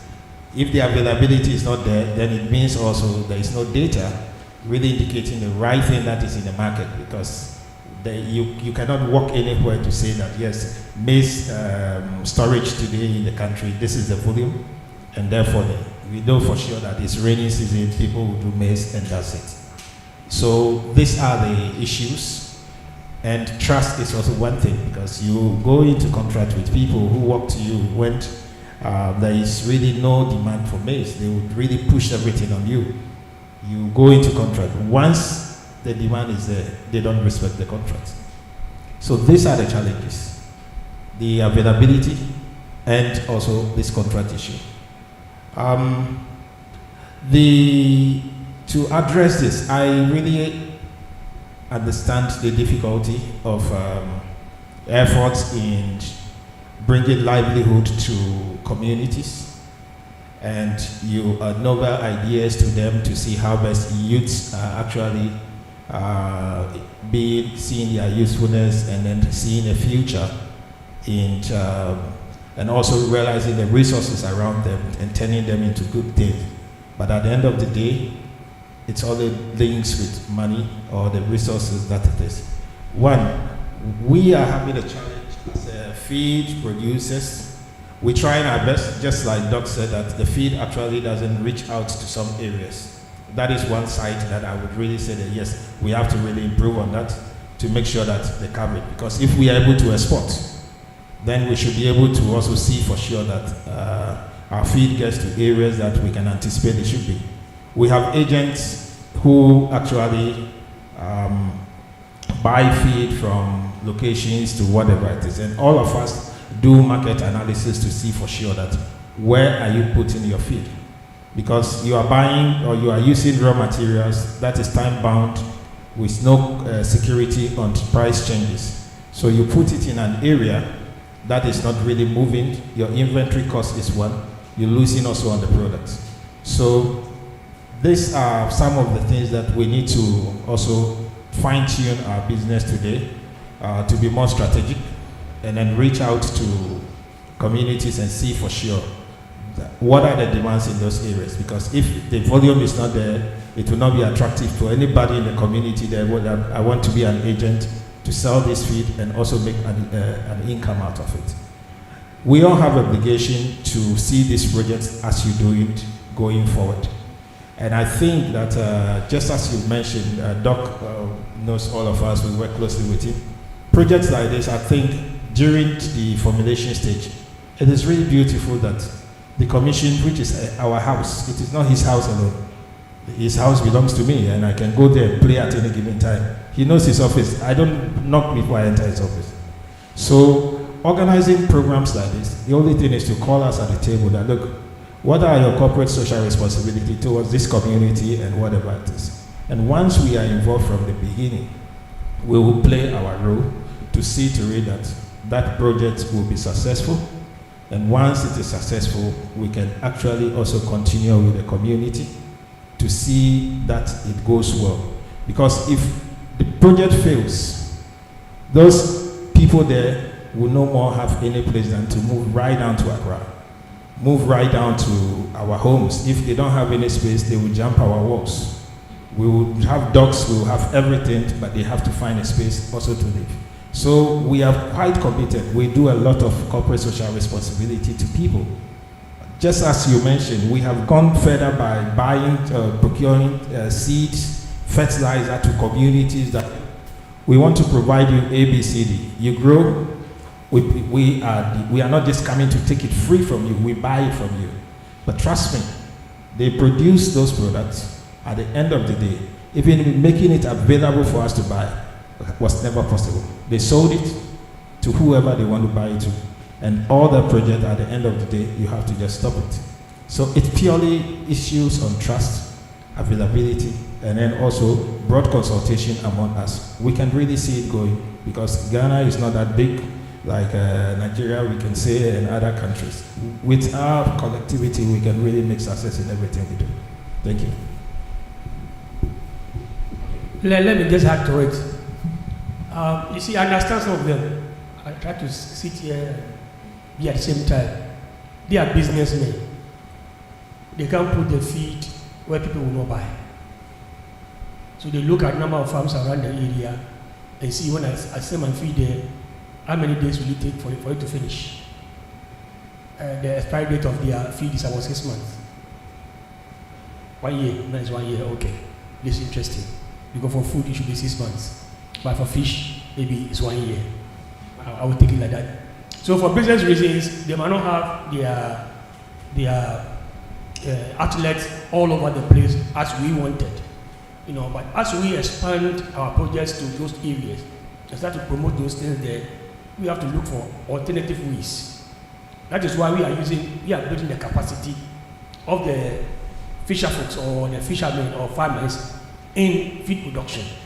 So that if you don't have the time or the thing doesn't come to you, you can be able to produce something to sell, to hold the fort. You understand it? And Amma mentioned that now the commission, in consultation with the Ghana Association, Ghana Aquaculture Association, supported by the Norwegian government, and then Eugene, Dr. Collins is part of it. We have researchers also there. What we are trying to do now is to try to produce the local feed, develop a formulation that the local person far away who don't have access to feed can produce his own feed. So that when DS doesn't get to you, you can still practice. Now, we are looking for feed that is of quality but of cheaper price. That may be cheaper than what they are doing now. Now, if you succeed in doing that, we can now approach them and tell them this is an alternative. If it's yours is 270, and the one I'm giving you is 150, you produce, even if you add 30 cedis to it, you're still saving more than 70 Ghana cedis. You understand it? Then we can look at all the other things, the moisture levels and all those things that are there. We look at everything that is there. We give it to them for them to do. And this is something that we are doing now. But we believe that the capacity of the farmer must be built in what he's doing. Because fish farming is both science and art. You must know all the two. It's not only that I have my money and I want to enter the business and then enter the business. You must understand and have a skill of doing that. For that matter, know what you are giving to your fish and how you can get it. So that when there's no feed, you don't let them go fasting. So God willing, the project is about starting. We're using local first. We wanted to use the black soldier fly and then duckweed and moringa and all that. But we realized that we want something that can be produced sustainably. The whole country is going to produce. How much moringa can you produce? How much duckweed can you produce? How many soldier fly can you produce? Like you were saying, you had a challenge in maybe getting those because of the break in production. So now we are using the byproducts and making sure that we can get the formulation that can meet the need of the people. I want to talk about on-farm feed production. We are not producing for you to go and put it down for maybe 1 week, 1 month, 2 months. The farm, you are producing it on the farm. So the worst, you can wait 1 month because the machine is on the farm. Your workers are on the farm. In Thailand, what they do is that once they are producing, they don't even dry it. They produce it and give it straight to the fish. You know, that's what they refer to on-farm. So if you want to reserve some, just sun dry for some time, and then feed them with that one. Very, very fresh. Now, when you support the feed farmers with this kind of technology and ideas, I think the cost of feed will also go down. And when we are helping them also by getting them the best formulation, cheaper one, that if their system can take, then they can take. Because for them now, I would say they are in their comfort zone. They've got something that is working, and they must be there. Okay. All right. Thank you very much. I'm just looking Dr. at the Collins, time. I want to really tell Doc that we are not in a comfort zone. Because sincerely, what he said, we believe in challenge. We believe in novelty. That we can remain where we are. The raw materials that is being talked about, we just said it, that we are on the same point, not to be in competition with what we're consuming. I have been in this industry for quite a long time. He is a very good person in this industry, have his doctorate, no challenge to that at all. But everybody in the sector, we are actually on that dynamic trend and seeing for sure. If something really comes and is good commercially, we are here. We really adapt to it. But I think that we just need to really work closer together, because our machines that we have today, they are food graded machines. If the fish side is not working, there are opportunities we can always research to say that, okay, we tap into this, we tap into that. If the farmer is not successful, we are not in business. I mean, in my studies in Vietnam and other areas, I've seen all this farmed feed all going on. Even Ghana here locally, our fisher folks actually even steam the feed, the raw material, by cooking it and use it as a trap. All these things are basic things, but beyond that, we can just know about the story at Wager, when Wager is complaining about even water processing and whatever it is. And I think that I know he's doing this with collaboration with Water Resource Commission and whatever it is. But at the end of the day, the implementers, the same water that we are using for our feed is the same water we drink it. So floatability or water pollution is very key to us. And just as he's really sharing this, I want to share this as well. Because in Ghana here, we have big family. My family could be at enough. I cannot reach out. So if such a feed is there, it can really place an impact. But the key thing is that we need to really be environmentally friendly. It is only one environment we have. And we have to all work towards it and protect it. Because from the north, the water trickles down to the south. We will drink it here. The rest goes into the sea. Where it passes and comes back, I cannot really talk about it. So it is very critical that the safety aspect, the biosecurity aspect, and everything is all really rolled out with it. But at the end of the day, we'll find ourselves in the same market, buying the same raw material. Moringa, all those things we're talking about today. If the forest is there, everything, we've gone further, even doing a search, more research on even the bio-waste of cocoa pods, the bio-waste of shea nuts after shea butter is done for export, which is a waste in the north. Our research has gone into all that to see for sure that how digestible are those fats, those cake that comes from the soil, the shea butter. Work is going on every day just to see what can we bring to our people. So I'm really excited that the commission is really steering something like this. And I think we are in the same way. We would really get there. But whatever it is, bring the ideas and we'll populate it for you. This is exactly where we stand. That is how we have positioned ourselves. The population is one, because when you have it and it's good, our neighbors will need it. If you don't have the capacity, we have the capacity. So we work together to see exactly how we can all be in business in the long term, make it attractable for our children to take over from us. Not the business to start today, and then tomorrow it is not there, and our children are coming. None of them will go to school, and they don't want to become farmers. They want to be lawyers, they want to be this. Because I'm wondering, everybody, how many people here will want to be fish farmers? Coming to this chamber conference, going back, are you convinced to put your titles behind to be a farmer? I would really love to see that. And that is exactly why I'm sitting here talking about it in a very proud way. Okay, thank you very much. I think our time is up. It's exactly 5 o'clock p.m. And then we will have to be rounded up. So for the roundup, or you wanted to say something with regards to... I just wanted to 1 minute. To add, but because we spoke about industrial, about sustainability. Yeah. And in the room we have Mr. Akshay that developed a biofloc system, which is another system where the input are also supposed to come cheaper, because Ghana electricity is also expensive. But there is some variant, and every time we are looking to produce more at a cheaper price and a better quality. Okay, sure. Thanks very much. So to round up, I will give each one of you 1 minute. No, what we want to hear, that is that, in fact, the theme or the topic was how we were going to work to control the rising fish feed cost. You've mentioned factors like import duties, taxes on stable currency, and sometimes with the availability of the raw materials locally. Despite all this, we don't want to see tomorrow that Ranan has increased feed price. We don't want to see tomorrow that Cycle Farms has increased feed price. What, from the producers, what are you going to do? It's a difficult question, but what are you going to do to ensure that at least we enjoy a stable fish feed price, at least for till the end of the year?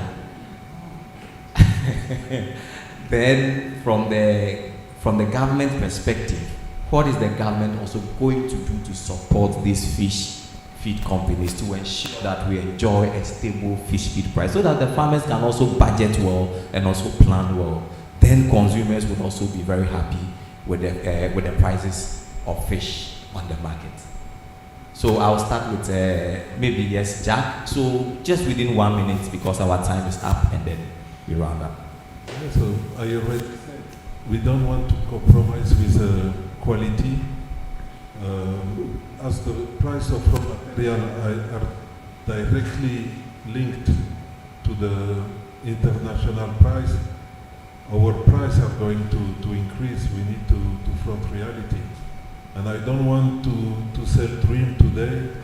I want to just to tell the farmer, please increase the price of your fish.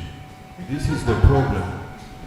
And yet, I have the obligation, if I want to buy raw material, I need to sell my feed at a proper price. If I lose money, I cannot buy raw material.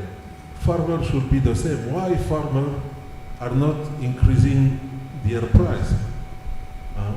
For me, this is one of the big issues. They are selling sometimes tilapia at $2 per kilo. Now with the virus, the streptococcus, their cost of production is sometimes above $2 per kilo. So when we speak Ghana Cedi, we need some time to come back to dollar because it's a kind of reference that is more stable. But if we follow the Chinese dumping the price of fish permanently to $2.2, they lose money and they can afford to lose money. But our farmer, Ghanaian farmer, cannot afford to lose money. They have to pay interest in the bank. They have to pay their own salary. So whatever happens, we need to find solution to sell the fish at the right price. And the price is around between 2.7 and $3. So now we are at 15. So 3 times 15 tilapia is supposed to be sold now at 45 Ghana Cedi per kilo.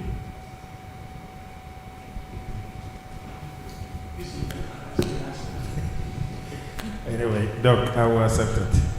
I think for me, it is really not simple. Doc don't really push us to give you a guarantee that will not work, that will not increase price. But we are very, very sensitive to whatever goes on. The first thing that I would really want is a strong advocacy from the chamber. The chamber have a role to play, not just only us. We are within the chamber. So I'm really throwing the challenge to the chamber to play a very strong advocacy in protecting the industry. Ghana is the only country, I'm a Ghanaian as well, but I would say it, that I'm not really seeing a protection from the government to the farmers. I mentioned Vietnam, I mentioned other places. The farmer is always protected. Incentives are there to support them. We need this, and the chamber should drive it. Example, it's a good thing to bring in this planting for food and jobs, which went into maize. Why is it that the way government is controlling buying cocoa and others into warehouses cannot do the same? Buy maize from people, keep it up, and know for sure that this percentage of maize is purely for agro-processing for us. If it is ideas, the chamber can really come together, bring out idea and bring it to government to see how it can be planned. Because if there's a control on this, dollar will not be the issue, we will be protected.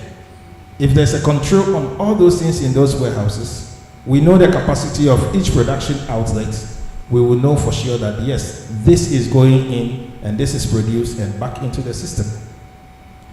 If these things are not in place and we go out, no matter how strong negotiation, supply chain system will be in place, coupled with bad roads, you'll be expecting maize ETA from north to Accra or Tema to you. The driver is telling you 2 weeks. When you are shipping something from Europe in 16, 17 days, it is at the harbor. We are confronted with all these challenges, and if these things can be looked at, it would really help us a lot. We know for sure that technology is really around. On our side, because we are business bent, as Doc said, yes, we are investing in technology to see for sure how best we can optimize our operations. We're not asking government to really do this investment on our side. We are ready to do it. All that we want to do is that government look into those things to bring out a strong contract with us that yes, they can provide us this and this. We should go out and look out for the rest. It would be a big boost protecting the pricing of fish and others in the sector and making things more easy for all of us than leaving us going to find solutions, changing our costs. They just mentioned about our brother using the bioflux and whatever. It's a huge cost in the operation. When would that particular farm turn around, break even, and then become very comfortable in operation? So I think Doc gave me the mic. He gave me 30 seconds in addition. So he has only 30 seconds to talk. So please time him exactly 30 seconds. The mic. Okay. I think the first thing I would say is that we have realized that all the claim that for lack of tax waivers, that is why they are facing that problem, which we all agree that because we don't have some of ours being backed by law, it's difficult to go that way. Our minister have done some consultation with the Minister of Finance already. What I think I want to do now is that if the Chamber of Aquaculture is here, probably you should take note of that one. Farmers should give us the list of items that they have been importing that they need tax waiver for. Farmers or industry players should give us the list of items that they import for fish farming that they think they need tax waiver for or tax exemption for. Once you get the list, or once I get that list, I can put on a covering letter, send it to the Honorable Minister, then he can use that one to consult with the Minister of Finance to see what he can do before even our new law comes to be. And to be good, that will also help us to include that in our law. Because definitely, I don't know, the last time I met the man from the bioflock man, told me about certain things, he sent it to them, was requesting for a waiver, they didn't give it to him because it's not covered by the law. Because technology is coming, they are bringing new things into the system that the law doesn't know of now. And if the law doesn't know of it, via GR or whatever it is, they will not allow it to go. So let us have the list of that thing, then we can work on that one. The next one, I've already said it, that our bid is to make sure the cost of production is low. As far as feed forms about 70% of it, we want to see that that one goes down. That's why we are doing the alternative fish formulation. And once we do that, we're able to get something that is cheaper, we float it to the industry, and then everyone should be able to do something to safeguard his business and make sure it's producing at a low cost and they can make more profit. And I don't want to waste much of your time. God bless you all. Thank you very much. Please, let's give it out to our panel. So I think for me, if I didn't hear anything at all, I think one thing I heard that I'm happy about is the last remark that he's saying that we should put together the list of things we import. Maybe the chamber will need to go back to the commission to really explain and give further details as to what they really mean if they say the list of things.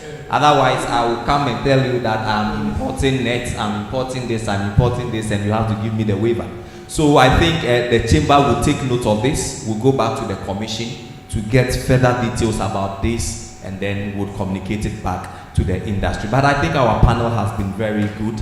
They've given us very good responses to the questions that came in, and I believe that going forward, fish feed prices, as he said, we need to increase the price of fish to commensurate with the price of the feed. And also, I think one thing I noted that we need to increase advocacy, yes, to protect the farmers, and then ensure that we cut cost of production through the use of also alternative feed.